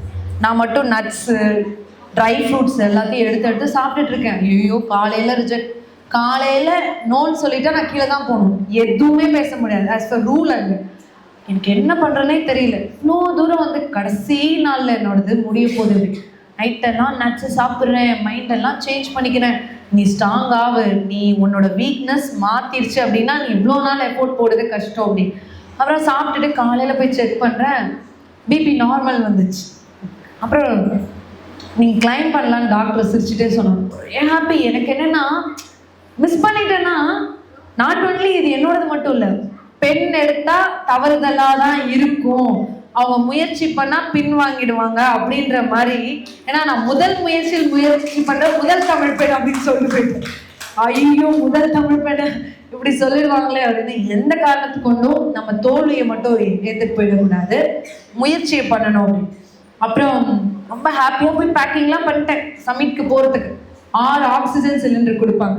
அப்போ எங்கள் டீமில் ஃபாரினர் டீம் சப்மிட் பண்ணிட்டு கீழே இறங்கி வரும்போது ஃபஸ்ட்டு ஒருத்தவர் இறந்துட்டார். அடுத்தது ஒருத்தவங்களுக்கு வந்து ரொம்ப அன்கான்ஷியஸ்க்கு போயிட்டாங்க. ஒருத்தவருக்கு வந்து ஃபுல்லாக ஃப்ராஸ்ட் பைட் வந்துருச்சு. ஒருத்தவர் வந்து ரொம்ப நல்லா வராரு, ஆனால் அந்த 3 பேரை பார்த்த பயம், அதிர்ச்சி அவர் லைஃப்பை மாற்றிடுச்சு. அவர் வந்து நான் உயிரோடு போயிடுவேனா இல்லையா அந்த பயத்தோடு வராரு. இதெல்லாம் எப்படி தெரியுதுன்னா, வாக்கி டாக்கியில் ஷேர் பண்ணுவாங்க. நாங்கள் கேம்ப் 2ல இருக்கோம், ஒவ்வொரு கைடும் வாக்கி டாக்கி இருக்கும். அந்த கம்பெனிக்கு கீழே வரைக்கும் அந்த மெசேஜ் கன்வே ஆகிட்டு இருக்கும். அப்போ வந்து சொன்னோடனே அந்த ரொம்ப பயந்துட்டு இருந்தார்ல அவர் வந்து சயின்டிஸ்ட்டு, கேம்ப் 2 வந்துட்டு ஒரே அழுகிறாரு, கத்தி அழுகிறாரு. அதுக்கு முன்னாடி உலகத்தில் இருக்க 6 கண்டத்தையும் ஏறிட்டு 7ஆவதாக தான் ஒரு மவுண்ட் எவரெஸ்ட் வந்தார். அப்போ எங்ககிட்ட சொல்கிறாரு, எவரெஸ்ட் வந்து டூ ஆர் டை, அது மட்டும் இல்லை, it's not a game, think பண்ணுங்க அண்ட் டிசைட் பண்ணுங்க அப்படின்ட்டு. இதுக்கப்புறமும் ஒரு லைஃப் இருக்குது நம்மளுக்கு அப்படின்ட்டு. அதுக்கப்புறம் எல்லாரும் என்ன தான் பார்த்தாங்க, ஏன்னா நான் தானே வீக்கு, அதனால எல்லாரும் என்னையே பார்த்தாங்க. You have to think about now it self, you have 2 daughters, we don't have kids அப்படின்னா. நான் வந்து என்னை வந்து நான் நம்புவேன் ஆல்வேஸ், நான் யாரையும் நம்ப மாட்டேன். நான் வந்து சொன்னேன், எதையும் என்னை சொல்லி டீமோட்டிவேட் மட்டும் தயவு செஞ்சு பண்ணாதீங்க, நான் இப்போ தான் அகைன் வந்திருக்கேன், நேற்று வரைக்கும் நான் நார்மலாக இல்லை அப்படின்னு சொல்லிட்டு நான் கிளைம் பண்ணுறதுக்கு நானும் ரெடி ஆகிட்டேன். என்னோட டீமில் IAM professor, Indian institute of business மேனேஜ்மெண்டோட ப்ரொஃபஸர், நான் கீழே திரும்பி போகிறேன் அப்படின்னு கிளம்பிட்டேன். அதுக்கப்புறம் நாங்களாம் போகிறோம், 6 சிலிண்டரு கிளம்புறோம். அன்றைக்கி காலையில் கேம்ப் 3க்கு போயிட்டு ரீச் ஆகிறதுக்கு 13 மணி நேரம். பார்த்துக்கோங்க எவ்வளோ ரெஸ்ட் எடுக்கிறோன்னு. இதுதான் சேலஞ்சு. 13 மணி நேரம், 2 hours நம்மளுக்கு ரெஸ்ட்டுனா ரெஸ்ட்டு கிடையாது.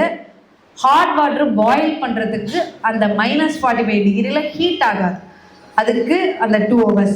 அந்த 2 hours அந்த பாயிலை ஹீட் பண்ணிவிட்டு அகைன் நாங்கள் அங்கேருந்து கிளம்பி 2 மணி நேரத்தில் திருப்பி 17 hours நடக்கணும். நடுவில் ரெஸ்ட் கிடையாது.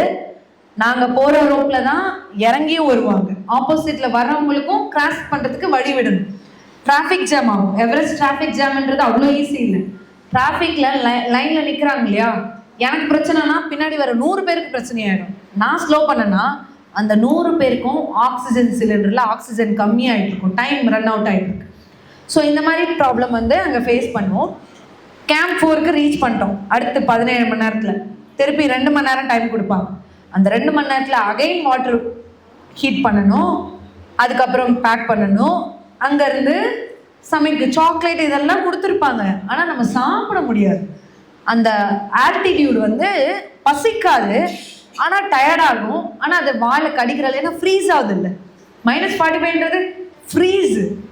ஒரு டெட் பாடியே கட்டி மாதிரி கிடைக்கும், கல் மாதிரி தான் கிடைக்கும். பாடி வந்து கை இப்படி அப்பெல்லாம் கிடையாது, பாடி கல் மாதிரி கிடைக்கும். அப்போ வந்து அந்த சாக்லேட் எப்படி இருக்கும், அப்போ நமக்கு எப்படி சாப்பிட தோணும், அதனால் நம்ம சாப்பிட முடியும், எல்லாமே ஃப்ரீஸ் ஆகிடும். அப்போ நாங்கள் திருப்பியும் அகைன் 2 hours பேக் பண்ணிவிட்டு சம்மிட் புஷ்க்கு கிளம்பிட்டோம். எல்லா டீமும் வராங்க, நாங்களும் அப்படியே போகிறோம். நான் முன்னாடி தான் போயிட்டு இருந்தேன் என் கைடோட. ஒரு ஆளுக்கு ஒரு கைடு இருப்பாங்க. அப்போ என்னோட டீமில் எல்லாரும் போகிறாங்க, நானும் போகிறேன். திடீர்னு என் கைடு ஸ்லோ ஆகிட்டே இருக்காரு. ஏன் ஸ்லோ ஆகுறான்னு எனக்கு தெரியல, அவரால் முடியல. ஏன் முடியலன்னு பார்த்தா நின்று பார்க்கும்போது ஆக்சிஜன் மாஸ்கில் ஆக்சிஜன் பாஸ் ஆகலை, அதனால அவரால் மூச்சு விட முடியல. அதனால் அப்புறம் தான் அவர் ஸ்லோ ஆகிட்டே இருந்திருக்காரு. அப்புறம் செக் பண்ணால் பாஸ் ஆகலைன்னு தெரிஞ்சுது. என்னென்னா அது -45 டிகிரி. நாங்கள் 3 லேயர் க்ளவுஸ் போட்டிருப்போம், 2 உள்ளே போட்டிருப்போம். மேலே ஒன்று போடுறது வந்து எப்படின்னா அந்த பாக்ஸிங்க்கெலாம் யூஸ் பண்ணுவாங்களா அந்த மாதிரி இருக்கும். அது வந்து grip கிடைக்காது நம்மளுக்கு. அந்த grip கிடைக்காதனால என்ன ஆகும் அப்படின்னா நம்மளால் ஃபிக்ஸ் பண்ணுறது ரொம்ப கஷ்டம். அப்போ அந்த மேலே இருக்க லேயரை கலட்டிட்டு அவங்க வந்து அதை ஃபிக்ஸ் பண்ண ட்ரை பண்ணால் ஃப்ரீஸ் ஆகிடுது. கை ஃப்ரீஸ் ஆகும்போது என்ன ஆகிடுனா வலி தாங்க முடியல. ஸோ நம்ம ஒரு இதை வச்சுட்டு ஐஸ் கட்டி ஆகிடுது இல்லை, நம்ம ஃப்ரீசரில் வச்சா அது மாதிரி கை ஃப்ரீஸ் ஆகிடும். கை ஃப்ரீஸ் ஆகிடுச்சுன்னா நார்மல் ஃப்ரீஸ் இல்லை, ஐஸ் கட்டி மாதிரி ஆச்சுன்னா ஃப்ராஸ்ட் பைட். அதுக்கப்புறம் ஒன்றுமே பண்ண முடியாது, அந்த வலி தாங்க முடியல. அப்புறம் ஒரு கட்டத்துக்கு மேலே ஃபிக்ஸ் பண்ண ட்ரை பண்ணுறாரு. ரொம்ப ஸ்பீடாக விண்டு அடிக்குது லெஃப்ட் சைட்லேருந்து. நான் வந்து அடிக்குதுன்னு சொல்லிட்டு என்னால் முடியல. ரைட் சைடு திரும்புகிறேன். நைட்டு 12 மணி அந்த டைமு. ஹெட் டார்ச் போட்டிருப்போம். நைட்டில் தான் எப்பயுமே கிளைம் சம்மிட்க்கு கூப்பிட்டு போவாங்க. அப்போ நான் ஹெட் டார்ச் படுது. ஒரு 12 வருஷத்துக்கு இறந்தவங்க டெட் பாடியை ஃபஸ்ட்டு பார்க்குறேன். அது வந்து எப்படி இருந்துச்சுன்னா வெளுத்து போய், ஏன்னா 8 கிலோமீட்டர் மேலே. இப்போ நம்ம இங்கே இருந்தால் வெளில போயிட்டு வந்தால் அடுத்த நாள் கருப்பாயிரும் ஒரே நாள். அப்போ 8 கிலோமீட்டர் மேலே இருக்கும்போது அந்த டெட் பாடி சூரிய வெளிச்சம் பட்டு எல்லோ கலரில் இருந்துச்சு. அப்படி ஒரு எல்லோயிஷு. அது ஸ்னோவில் சரிஞ்சு, அது இறந்தது மேலே இறந்துருக்காங்க. வருஷம் ஐஸ் மெல்ட் ஆகுதுல்ல, அப்படி சரிஞ்சு வந்து அந்த இடத்துல பாடி கலந்துருக்கு. அந்த பாடியை பார்க்கும்போது ஃபஸ்ட்டு இதுவும் நைட் டைமில் டக்குன்னு அதிர்ச்சியாகிடுச்சு எனக்கு. சரி நான் அகைன் திரும்ப இன்னொரு டெட் பாடி, அந்த சரிஞ்ச டெட் பாடிலாம் அந்த இடத்துல கரெக்டாக இப்படி இருக்குது அந்த இடம், அங்கே வந்து கிடக்கு. அப்புறம் எனக்கு ஒன்றுமே புரியல. அப்புறம் மேலேருந்து ஒரு பொண்ணை இழுத்துட்டு வராங்க. இழுத்துட்டு வந்து என் காலுக்கு பின்னாடி போடுறாங்க. 2 நிமிஷம் தான் அந்த பொண்ணு இறந்துருச்சு. அந்த பொண்ணை போட்டுட்டு இறந்துச்சுன்னொடனே அவங்களும் சப்மிட் பண்ண போயிட்டாங்க. ஏன்னா யூஸ்வலி நடக்கிறதா அங்கே வந்து இதெல்லாம் தெரிஞ்சு தான் வருவாங்க. அப்புறம் இதெல்லாம் ஆயிடுச்சு. எனக்கு ஒன்றுமே புரியல, என்னடா அது அவங்க எப்படி ஆகுறாங்க, என் கைடுக்கு வந்து இந்த பிரச்சனையாக இருக்குது. என் கைடு இல்லைன்னா நானும் உயிரோடு இருக்க முடியாது. ஏன்னா அவர் ஆக்சிஜன் சிலிண்டர் அவர் தான் எக்ஸ்ட்ரா கேரி பண்ணுவார். ஃபிக்ஸ் பண்ண தெரியாது எனக்கு. நான் எக்ஸ்பீரியன்ஸ் மவுண்டனர் கிடையாது. எனக்கு என்னென்னா இறந்துருவேன்றது பிரச்சனை இல்லை, உச்சிக்கு போவேனான்றது தான் ஏன் பிரச்சனை அங்கே வந்து. ஏன்னா இதெல்லாம் என்னை பயம்பூத்தி கடைசியாக வந்து என்னை ரிட்டர்ன் போகிற மாதிரி எனக்கு மட்டும் நான் வந்து இந்த மவுண்ட் எவரெஸ்ட் ஏறேன், ஓ மை காட் அப்படின்ற வார்த்தையை லட்சம் தடவை யூஸ் பண்ணிப்பேன். எனக்கு மட்டும் ஏன் அப்படி நடக்கணும், எனக்கு மட்டும் ஏன் அப்படி, ஏன்னா எனக்கு மட்டுமே எல்லாமே நடந்துச்சு. அப்போலாம் நான் கேட்பேன், எனக்கு மட்டும் ஏன் இப்படி கொடுக்குறீங்க. எல்லாரும் வந்தாங்க என் டீமில், எல்லாரும் போனாங்க, எனக்கு மட்டுமா கைடுக்கு பிரச்சனை, இந்த பிரச்சனை அந்த பிரச்சனை வரணும் அப்படின்னு சொல்லிட்டு ரொம்ப ஃபீல் பண்ணி அழுகிறேன். ஒவ்வொரு தடவை ஓ மை காட் எனக்கு என்ன பண்ணுறதுன்னு தெரியல. இதே தான். ஆனால் நான் கைடு கிட்ட சொன்னேன், ஒரு வழியாக ஃபிக்ஸ் பண்ணிட்டு சொன்னார், நம்ம ஆல்ரெடி ஆக்சிஜன் டைம் வந்து ரன் அவுட் ஆயிடுச்சு, நம்ம உச்சியை தொட்டாலும் உயிரோட வருமான்னு தெரியாது, நம்ம ரிட்டர்ன் போயிடலாம் அப்படின்னு. இல்லை நான் வந்து முதல் தமிழ் பெண்ணா முடிவு எடுத்துட்டு வந்திருக்கேன், செத்தா கூட எங்க ஊர்ல நம்புவாங்க, சரி முயற்சி பண்ணி செத்துனேன். ஆனா இந்த கதையை சொன்னா காதலே கேட்க மாட்டாங்க. இந்த பொண்ணால முடியல, அதனாலதான் இந்த பொண்ணு பண்ணலன்னு தான் சொல்லுவாங்க. அதனால செத்தா கூட பரவாயில்ல, என்னை கூட்டு போங்க அப்படின்ட்டு. அதுக்கப்புறம் ஒரு வழியா உச்சி கிட்ட போய் அந்த உச்சியை தொடும் போது அவ்வளோ பெரிய ஃபீல். அதாவது உலகத்தினுடைய உச்சியை தொட்டானவங்கள அப்படி ஒரு ஃபீல் இருந்துச்சு அந்த இடத்துல. அதை தொட்டுட்டு எல்லாரும் ரொம்ப சந்தோஷமா இருப்பாங்க. என் கடமை, நான் எல்லாருக்கும் சொன்னேன் எவரெஸ்ட் உச்சியை தொட்டுருவேன், வரலாற்றுல இடம் பிடிச்சிருவேன்னு. அதை தொட்டுட்டேன்.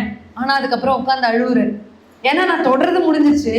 ஆனா என் பொண்ணுங்க கிட்ட அம்மா கண்டிப்பா வந்துருவேண்டா அப்படின்னு நம்பிக்கை கொடுத்து போனேன். அந்த ட்ரஸ்ட்டை உடைச்சிடக்கூடாது, அம்மா கொடுத்தா அந்த ட்ரஸ்ட்டை உடைக்க மாட்டாங்கன்ற நம்பிக்கையில தான் பசங்க தைரியமா நினைச்சாங்க. அப்ப அவங்க என்ன ஃபீல் பண்ணுவாங்கன்னு எனக்கு அழுக வந்துருச்சு. பட் ஆனால் எனக்கு தெரியாது, இட்ஸ் நாட் மை ஹேண்ட் இல்லையா. அப்புறம் நான் வந்து அந்த இடத்துல டாப்ல, சரி நம்ம ஒருவேளை இறந்துட்டோன்னா ஒரு மெசேஜ் கூட, ஒரு தேங்க் கூட சொல்லாம போயிடுவோன்னு. யாருமே அங்கே ஆக்சிஜன் மாஸ்கை ரிமூவ் பண்ண மாட்டாங்க, ஏன்னா இவ்வளோ ஹைட்டு ஆக்சிஜனே இல்லை. அப்போ நான் ரிமூவ் பண்ணிட்டேன். ஏன்னா என் முகம் தெரிஞ்சாதான் நான் தான் தெரியும், இல்லைன்னா யாரோ ஒருத்தவங்க தான் தெரியும். அதை ரிமூவ் பண்ணிட்டு ஒரு நிமிஷம் பேசுகிறேன். என்னோட வீடியோகிராஃபர், இதெல்லாம் ஓப்பனாக சொல்கிறேன், ஏன்னா எந்த ஸ்டேஜ்லேயும் இவ்வளோ டீப்பாக சொன்னதில்லை. அவளுக்கு வந்து இங்கிலீஷ் தெரியாது, அதனால நான் வந்து வீடியோ இப்படி எடுங்கன்னு சொல்லுவேன். ஏன்னா ஆக்சிஜன் மாஸ்க் இருக்காது, இப்படி எடுப்பாரு, நான் பேசிகிட்டே இருக்கும்போது இப்படி போயிடுவேன். என்னால் மூச்சு விட முடியல, அதை ஸ்டன் பண்ணிட்டு இன்னைக்கு சிரிக்கிறேன், முடியல. திருப்பியும் மாஸ்க் எடுத்து போடுற, பிரீத் இழுக்கிறேன் ஃபாஸ்ட்டாக. அப்போ தலையிலே அடிச்சுக்கிறேன், ஐயோ ஐயோ உங்கள் கூடலாம் ஏன்டா வந்தேன் அப்படின்னு. அந்த ஒரு வீடியோ மட்டும் யாருக்கும் சென்ட் பண்ணிட்டு யூடியூப்ல போட்டாங்க. என் பொண்ணுங்க, நீங்கள்லாம் எவரெஸ்ட்ல வேற மாதிரி லெவலில் பார்த்தீங்க, எங்கள் அம்மா தலையில் அடிச்சுட்டு அது நாங்கள் தான் பார்த்தோம் அப்படின்னு. ஏன்னா ஒரு வீடியோ கூட, ஏன்னா அந்த வீடியோ நான் இறந்துட்டேன்னா அந்த வீடியோவாவது போகணுன்றதுக்கு தான் எடுக்கிறேன். அப்புறம் நான் சொன்னேன் என் பொண்ணுங்களுக்கு தேங்க்ஸ் சொல்லி, கவர்மெண்ட்க்கும் எனக்கு சப்போர்ட் பண்ணவங்களுக்கும், இது எனக்கு கடைசி வீடியோ அப்படின்னு சொல்லிட்டு இன்னைக்கு சிரிக்கிறேன். அன்னைக்கு எவ்வளோ வலி இருந்திருக்கும் ஒரு அம்மாவா அப்படின்னா நிறைய இருந்துச்சு. அதுக்கப்புறம் சப்மிட் பண்ணிட்டு ஒரு ஹாப்பியாக இறங்க ஆரம்பிச்சிட்டேன். இறங்கிட்டே இருக்கும்போது என்னோட டீமில் என்னை கேலி பண்ணால, அதில் ஒரு பையன் வந்து ஃப்ராஸ் பைட் வந்துருச்சு போல. அவங்கெல்லாம் எப்படின்னா எனக்கு எல்லாம் தெரியும், எனக்கு எல்லாம் தெரியும் அப்படின்னு பேசுவாங்க. அதனால் அவங்க கைடு என்ன பண்ணிட்டாங்க, இவனுக்கு எல்லாம் தெரியும், நம்ம கீழே போய் வெயிட் பண்ணலாம், இவன் வந்துருவான்ட்டு கேம்ப் 4க்கு போயிட்டாங்க. இவனுக்கு ஸ்பேர் ஆக்சிஜன் அவர் தான் வச்சுருப்பாங்க. இவன் கீழே இறங்கிட்டே இருக்கும்போது ஃப்ராஸ் பைட் வந்துருச்சு. இவனால ரோப்பை வந்து அந்த சேஃப்டி லாக்குன்னு சொல்லுவாங்க, அதை கலட்டி மாட்டுறதுக்கு அவன் கை ஒர்க் ஆகுது, வலிக்குது. ஆனால் வலி தாங்கலாம் அழுதுட்டு ஒரு இடத்துல உட்காந்துருக்கான். நான் தூரமாக போகும்போது யாருக்கும் முகம் தெரியாது, என் பக்கத்துலேயே இருந்தால் கூட யாரோட முகம் தெரியாது. ஏன் தெரியாதுன்னா ஃபுல் கவர்டு, மாஸ்க்கு எல்லாமே இருக்கும். ஒன்றே ஒன்று, எங்களுடைய பேக் கண்டுபிடிக்கலாம்.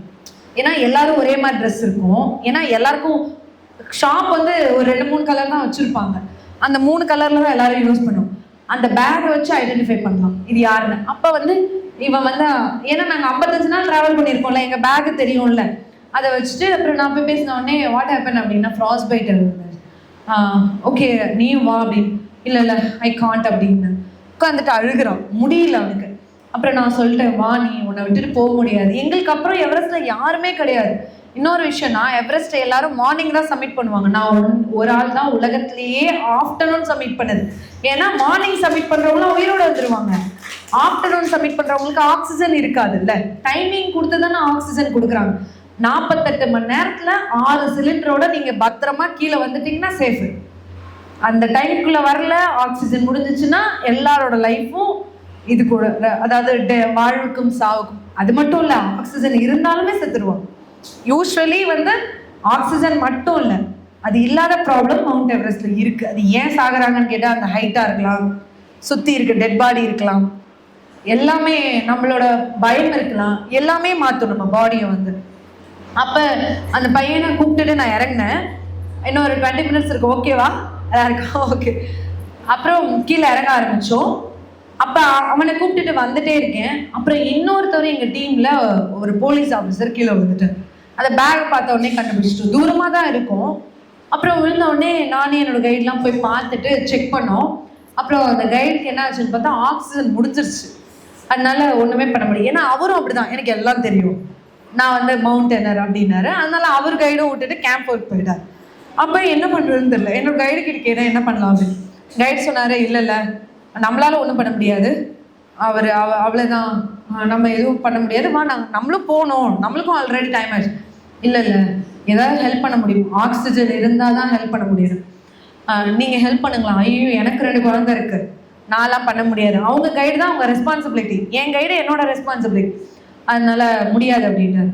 அப்புறம் என்னோடதை எடுத்து கொடுத்துருங்க. இல்லை உங்களுதே முடிய போகுது, உங்களுக்கு ஒரே ஒரு ஸ்பேர் தான் இருக்குது, அப்புறம் நீங்கள் என்ன பண்ணுவீங்க அப்படின்னு. இல்லை நீங்கள் எடுத்து கொடுங்க அப்படின்னு. உங்களுக்கு 2 குழந்தை இருக்குது, ஞாபகம் இருக்கா அப்படின்னு. இருக்குது, ஆனால் அவர் லைஃப் போச்சுன்னா இந்த நிமிஷம் உயிர் போகிறது நம்மளால தாங்கிக்க முடியாதுன்னு சொல்லிட்டு கொடுத்துருங்க அப்படின்னு. கொடுத்துட்டு அவங்க 2 பேரையும் வர சொல்லிட்டு என் கைடு எனக்கு இழுத்துட்டு போறாரு ரொம்ப ஸ்பீடா. ஏன்னா அந்த இடத்துல இருந்து கேம்ப் 2 போற வரைக்கும் என்னால மூச்சு விட முடியாது, அவ்வளவுதான் முடிஞ்சிடும். அதனால வேகமா கேம்ப் 4க்கு இழுத்துட்டு போறாரு. இழுத்துட்டு போய் டென்ட்டுக்குள்ளதான் விட்டாரு. ஆக்சிஜன் முடிஞ்ச உடனே ரொம்ப மூச்சு விட முடியல. ஒரு தலைக்காணியை வச்சு அழுத்தி எவ்வளவு நேரம் பிடிச்சா நீங்க உங்க உயிர் இருக்கும்? 2 நிமிஷம், மிஞ்சு போனா 5 நிமிஷம்ன்றது ரொம்ப ரேரு, 2 நிமிஷம். அது மாதிரி ஒண்ணுமே இல்லாத, ஆக்சிஜனே இல்லாதப்ப நம்ம செத்து போறத கண் முன்னாடியே பார்க்கலாம்ல. நான் பார்த்திருக்கேன் நான் செத்து போறது, அவ்வளோ வலி, அவ்வளோ அழுகிறேன். நம்ம சொல்றது கூட காதுல கேட்காதுன்னா விண்டோடைய ஸ்பீட் அப்படி இருக்கும். அப்ப என் கைடு வந்து எல்லார்கிட்டயும் போய் கெஞ்சுறாரு, யாராவது ஆக்சிஜன் கொடுங்க அவங்களுக்கு அப்படின்னு கெஞ்சுறாரு. வேற கம்பெனி கிட்ட எல்லாம் நியூவா கிளைம் பண்றதுக்கு வராங்கல்ல, அந்த டே நைட் சப்மிட் பண்றதுக்கு அவங்க கம்பெனிகள் எல்லாம் போய் கேட்குறாங்க. அவர் கேட்குறாருன்னா அவர் சும்மா போக முடியாது, அவர் ஆக்சிஜன் சிலிண்டர் தூக்கிட்டே போகணும் எல்லா இடத்துக்கும். போய் தான் கேட்கணும், ஒவ்வொரு டென்ட்டா திறந்து எல்லார்கிட்டையும் கேட்கணும். ரொம்ப நேரம் ட்ரை பண்ணுறாரு, 1 hour ஆயிடுச்சு, அவர் வரல. என்னோட அந்த போலீஸ் ஆஃபீஸர் இருக்கார்ல, அவர் டென்ட்டுக்குள்ளே, ஏன் டென்ட் அவர் உள்ளே வந்துட்டார்.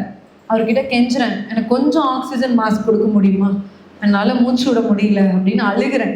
அப்புறம் எதுவுமே கொடுக்கல, அவர் மண் படுத்துட்டேன். நான் அப்புறம் கேட்டேன், இப்படிலாம் ஒரு மனுஷங்க இருப்பாங்களா? ஆனால் எனக்கு அவர்கிட்ட புடுங்கணும்னு தோணலை, அந்த மாதிரி ஃபைட் பண்ணுற அளவுக்கு இதுவாக தோணலை. பட் அப்புறம் என்னோட கைடு வந்து ஆக்சிஜன் சிலிண்டர் எடுத்துகிட்டு வந்து மாட்டி விட்டார் ஒருத்தவங்கிட்ட வாங்கிட்டு. அப்புறம் என்னால் முடியல, யோசிச்சு பாருங்க. அதுக்கு முன்னாள் நாள் தூங்கலை நான், வந்து பேஸ் கேம்ப்லேருந்து கேம்ப் 2 வந்தப்பையும் தூங்கலை, கேம்ப் 3 ரீச் ஆகும்போதும் தூங்கல, கேம்ப் 4லேயும் தூங்கலை. அடுத்த நாள் சப்மிட் பண்ணிட்டு வந்து அடுத்த நாள் 4 நாள் தூங்காமல் 5வது நாள் தான் என் பாடி என் கண்ட்ரோல்லே கிடையாது, அப்படியே படுத்து தூங்கிட்டேன். அங்கே யூஸ்வலி எவரெஸ்ட் சப்மிட் பண்ணிட்டாங்கன்னா கேம்ப் 4ல இருக்கக்கூடாது, கேம்ப் 2க்கு போயிட்டா உயிர் சேஃபு. கேம்ப் 4ல இருக்கவங்க எல்லாருமே டெட் ஜோனில் தான் இருப்பாங்க. அப்போ காலையில் எழுந்திரிச்சிட்டேன். அப்புறம் கைடு கிட்ட கேட்டேன். இந்த போலீஸ் ஆஃபீஸர் பார்த்தா கோமா ஸ்டேஜுக்கு போயிட்டார். அப்போ இப்போ இறந்துட்டாரு அவர், எவரெஸ்ட்லேயே இறந்துட்டாரு, பட் கோமா ஸ்டேஜ் போயிட்டார். அப்போ வந்து என்னோட கைடு செக் பண்ணுறாரு, 2 மணி நேரம் தான் தாங்கும் ஆக்சிஜன் சிலிண்டர். அப்போ நான் கேட்டேன், நீங்கள் எவ்வளோ நேரம் ஆகும் பேக் பண்ணுறதுக்கு? 2 மணி நேரம். அப்போ 2 மணி நேரம் ஆக்சிஜன் சிலிண்டர் இங்கே காலி ஆகிடும். அப்போ நான் இறந்துட்டா என் டெட் பாடி இங்கே போட்டுருவீங்க. என் டெட் பாடியை ரெக்கவரி பண்ணுறதுக்கு அடுத்த வருஷம் என் ஃபேமிலியில் 85 lakhs ஸ்பெண்ட் பண்ணாதான் அந்த பாடியை எடுத்துகிட்டு வந்து கொடுப்பீங்க. இல்லை நான் போகிறேன் அப்படி. அது எப்படி போவீங்க? நான் இல்லாமல் எப்படி? ஏன்னா என் டீமில் மொத்தம் 8 பேர் இருந்தாங்கல்ல இந்தியனில், அதில் 2 பேர் சப்மிட் பண்ணாமே போயிட்டாங்க. அதில் 2 பேர் சப்மிட் பண்ணிட்டு சேஃபாக கீழே போயிட்டாங்க. மீதி 4 பேரில் ஒருத்தர் கண்ணு தெரியல, ஒருத்தர் கோமா, ஒருத்தருக்கு அந்த இன்னொரு பையனுக்கு ஃப்ராஸ் பைட்டு. நான் நல்லா இருக்கேன், ஆக்சிஜன் தான் என்கிட்ட இல்லை. அதுக்கப்புறம் நான் பேசி பார்த்தேன், இங்கேருந்து செத்து போகிறதோட நம்மளோட முயற்சி, அதாவது விதியை மதியால் வெல்லலாம் நம்மக்கிட்ட இருக்குது. ஆனால் நம்ம நினச்சிக்கிறோம் ஐயோ இது விதி அப்படின்னு சொல்லிட்டு. நான் வந்து அப்படிதான் நினச்சேன், நெக்ஸ்ட் ஸ்டெப் எடுத்தால் வாழ்க்கையில் ஒரு அடியாவது போகலாம் அப்படின்னு. அப்போ நான் எடுத்துட்டு தனியாக வந்தேன். இந்த இடத்துல அப்படிலாம் இறங்க முடியாது, தனியாக வந்தேன். ஒரு 1.5 மணி நேரம் ஆச்சு, அப்படியே வந்துக்கிட்டே இருந்தேன். கொஞ்ச நேரம் ஆக ஆக ஆக்சிஜன் குறைஞ்சிச்சு, என்னால் நடக்கவே முடியும். என் பாடி என் கண்ட்ரோலே இல்லை, அப்படியே ஃபுல் ஃப்ளாட் ஆகிட்டேன். சேஃப்டி ரோப் சொன்னேன் இல்லையா, அதில் மாட்டிட்டு அப்படியே ஃபஸ்ட்டு உட்காந்தேன். அதான் ஆக்சிஜன் இல்லை, பாடி வந்து என்னோட கண்ட்ரோல் இல்லை. அப்புறம் படுத்து கை விரிஞ்சிருச்சு, அப்படியே சரிஞ்சிட்டேன். ஹோல்ட் பண்ணி வச்சுருந்தேன், ஏன்னா சர்வரில் தான் நான் உட்காந்தேன், இப்படி தான் இருக்கும், அதில் தான் உட்காந்துருக்கேன். ஒரு கடத்துக்கு மேலே காலெல்லாம் கண்ட்ரோல் இல்லைல்ல, எல்லாமே முடிஞ்சிச்சு, பாடியில் ஃபுல் இதுவுமே கண்ட்ரோல் இல்லை. அப்போ சரிஞ்சிட்டு கீழே போயிட்டு அந்த சேஃப்டி ரோப் போட்டிருந்ததுனால தொங்கிட்டு இருந்தேன். நிறைய பேர் கிராஷ் பண்ணி போனாங்க, யாருமே வந்து என்னை கேட்கவே இல்லை. ஆனால் ஒரு பையன் மட்டும் பார்த்துட்டு ஐ திங்க் சம்மோன் இஸ் அலைவ் அப்படின்னா. ஏன்னா இதுக்கு முன்னாடி அங்கே நிறைய டெட் பாடி கிடக்கும். அந்த டெட் பாடி எல்லாம் ஸ்னோ கவர்டாக இருக்கும். ஸ்னோ கவர்டாக இருக்கும் போது அது ஏற்கனவே இறந்த பாடின்னு தெரிஞ்சிடும். என்னோட பாடி ஃப்ரெஷ்ஷாக இருந்துச்சு, அதனால கிளியர் சன்னாக இருந்துச்சு, ஸ்னோ பெய்யல. அதனால ஐ திங்க் சமோன் இஸ் அலைவ்னு அவன் செக் பண்ணுறதுக்கு வந்துட்டு ஆக்சிஜனை பார்த்தா ஆக்சிஜன் இல்லை, மாஸ்கை ரிமூவ் பண்ணிவிட்டு அவனோட மாஸ்க் எடுத்து எனக்கு வச்சு ப்ரீத் பண்ண வச்சான். அப்போ நான் ஒரு ஆணா தெரியாது, பெண்ணா தெரியாது, எந்த ஊர் தெரியாது, எந்த நாடு, என்ன மொழி பேசுன, அவனுக்கு ஒரே ஒரு விஷயம், ஒரு உயிர் அங்கே போராடிட்டு இருக்கு, காப்பாற்றணும் அப்படி.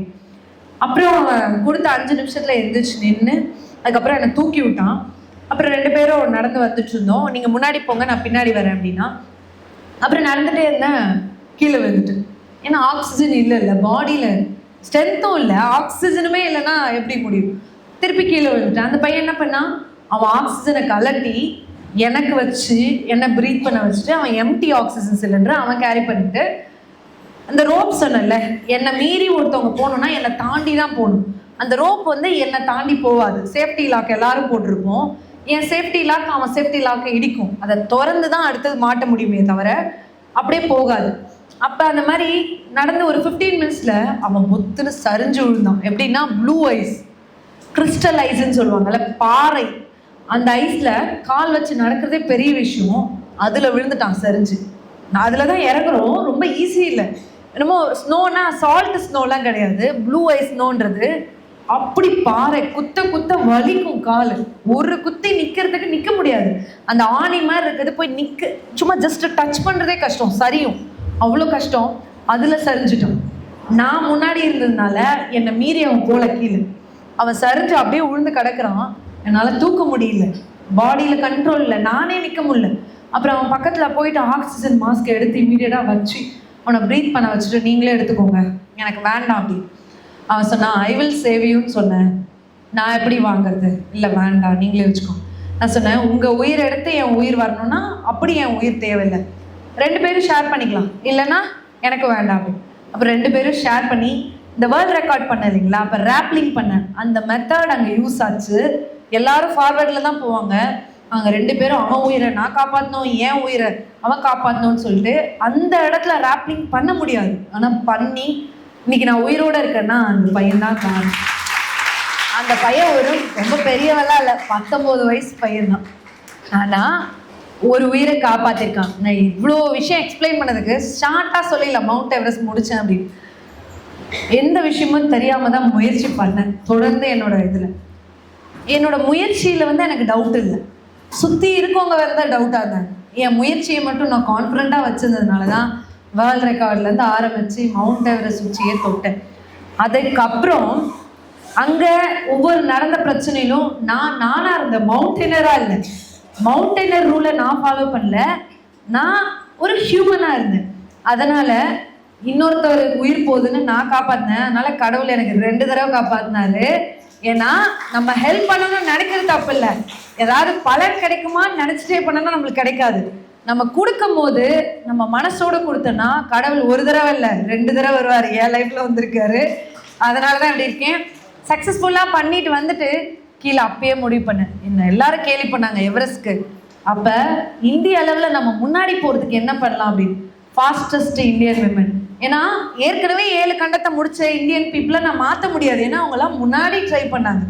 ஆனால் அவங்கள விட முன்னாடி என்ன பண்ணலாம் அப்படின்னு அப்போ யோசித்தேன். ஃபாஸ்டஸ்ட் இந்தியன் விமனா நம்ம தமிழ்நாடு முன்னாடி போய் நிற்கணும், நம்ம பேர் தான் முதல்ல வரணும் அப்படின்னு வித்தின் 2 இயர்ஸ் 25 டேஸில், அதாவது 755 நாளில் உலகத்தில் இருக்க 7 கண்டத்துலேயும் இருக்க உயரமான மலைகளையும் முடிச்சிருக்கேன். இன்னைக்கு ஒரு ட்ரக்கிங் கம்பெனியுடைய ஃபவுண்டராகவும் இருக்குது. இதை வந்து சொல்கிறதுக்காகலாம் இவ்வளோ சொல்லலை, உங்கள் எல்லாருக்குள்ளேயும் டேலண்ட் இருக்குது.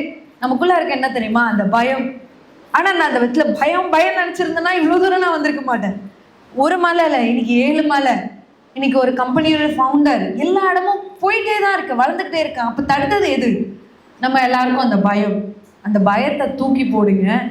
கண்டிப்பாக நீங்கள் வாழ்க்கையில் நீங்கள்லாம் பயப்பில்லைன்னு எனக்கு தெரியுது, பட் இருந்தாலும் உங்கள் மனசுக்குள்ளே ஒரு விஷயத்தை தெரிஞ்சு பண்ணும்போது பயம் இருக்கும், தெரியாமல் பண்ணும்போது பயம் இருக்காது.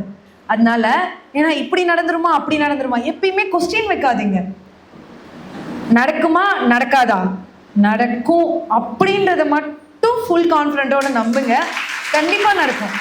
ஸோ நம்ம பாசிட்டிவ், நம்மளுடைய சோல் வந்து ஆக்டிவேட் ஆகிடும். நம்மளுக்கு யூனிவர்ஸ் எல்லா சைட்லேருந்து அதை கரெக்ட் பண்ணி கொடுத்து எல்லாத்தையும் கொடுத்துரும். இன்னைக்கு அதனால தான் இப்படி நிற்கிறேன். இவ்வளோ தூரம் போர் அடிச்சிட்டேன்னு நினைக்கிறேன், சாரி. கண்டிப்பாக உங்கள் லைஃப்லேயும் கண்டிப்பாக சேஞ்சஸ் வரும் அப்படின்னு நம்புகிறேன். நான் இங்கே ஸ்டாண்ட் பண்ணியிருக்க மாதிரி நீங்களும் ஆண்டர்பிரினராக இருந்து நீங்கள் எல்லாரையும் மலை உச்சியெல்லாம் நான் யாரும் சொல்லலை, உங்கள் லைஃப்பில் உங்களோட உச்சியை தொடுங்க.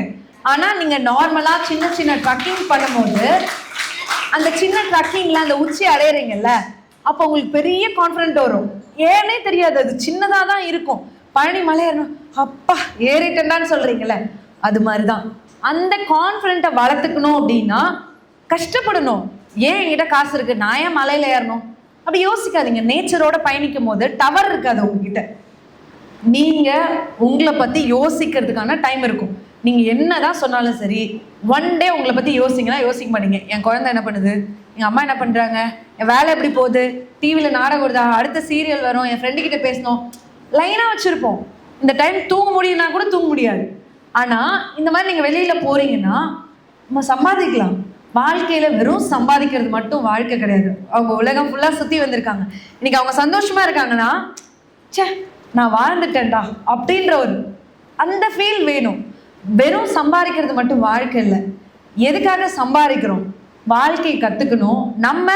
நம்ம கூட இருக்க 4 பேர் கூட பழகினா எப்படி லைஃப் தெரியும், புதுசாக எப்படி விஷயம் வரும். 40 பேர் கூட 400 பேர் கூட பழகும் போது புது விஷயம் கற்றுப்போம். உங்கள் பிஸ்னஸ் க்ரோத் டெவலப் ஆகும். வாழ்க்கையிலையும் நீங்கள் நிறைய விஷயத்த கற்றுக்கிட்டு நீங்களும் ஒரு மாதிரி இங்கே நின்று ஒரு பிஸ்னஸில் பெரிய லெவல் அச்சீவ் பண்ணி உச்சியை தொட்டு அப்படி பேசுவீங்க. ஒரு நாள் நானும் கேட்பேன், அன்னைக்கு நான் சொன்னதும் காதில் விழுந்துச்சு, அதுவும் இருந்துச்சுன்னு சொல்லுவீங்களா. அதுக்காக தேங்க்யூ ஸோ மச். ரொம்ப லாங் டைம் ஃபீல் பண்ணிட்டேன். எல்லாருக்கும் இதே தான் பண்ணுவேன். நானும் என்ன பண்ணுவேன், எல்லாருக்கும் போய் ஹக் கொடுப்பேன். நீ பணம் காசு கொடுக்காதீங்க, அன்பா ஹக் கொடுங்க. அது ஆனா பெண்ணான்றது வித்தியாசம் பார்க்காதீங்க. ஹக்குன்றது அன்பு கொடுக்கறது. இது இதில் வேற எந்த இதுவும் கிடையாது. ஜெண்டர், நம்ம மனசு, நீ என்ன உன் கண்ணில் தெரியும் அந்த பாசத்தை கொடுங்க. ஆட்டோமேட்டிக்காக ஸ்லோவாக இருந்தாலும் எல்லாம் இருந்துச்சு வருவாங்க. நான் அன்எக்ஸ்பெக்டட், நான் கொடுக்கறது அவங்க கொடுத்துட்டாங்க. தேங்க்யூ. ரொம்ப வீக் ஃபிசிக்கலி, என்ன பாடியை பார்த்தா தெரியுதா, 50 கிலோ கூட கிடையாது. ஆனால் அங்கே எல்லாருமே ரொம்ப ஸ்ட்ராங் பர்சன் ஃபிசிக்கலி. நான் ஆனால் ஒரு பிரச்சனை இல்லாமல் உயிரோடு வந்திருக்கேன். ஆனால் என் டீமில் எல்லாருக்கும் பிரச்சனை. நான் மென்டலி ஸ்ட்ராங்கு, அதனால தான் இங்கே நிற்கிறேன். அவங்கெல்லாம் இல்லை. அதனால அவங்க சொன்னாங்கல்ல, சாரு கருப்பாம்பூச்சிக்கும் டைனோசருக்கும் வித்தியாசம். நான் டைனோசர் கிடையாது, கருப்பாம்பூச்சி. ஆனால் நான் மென்டலி ஸ்ட்ராங்கு, வீக்காக இருந்தாலும். உன்னாலே முடியாதென்று ஊரே சொல்லும் நம்பாதே, பரிதாபம் காட்டும் எந்த வர்க்கத்தோடும் இணையாதே. உன்னாலே முடியாதென்று ஊரே சொல்லும் நம்பாதே, பொய் பரிதாபம் காட்டும் எந்த வர்க்கத்தோடும் இணையாதே. உலகத்தின் வழி எல்லாம் வந்தால் என்ன முன்னே, பிரசவத்தின் வழியை தாண்ட பிறந்த எடுத்து வா.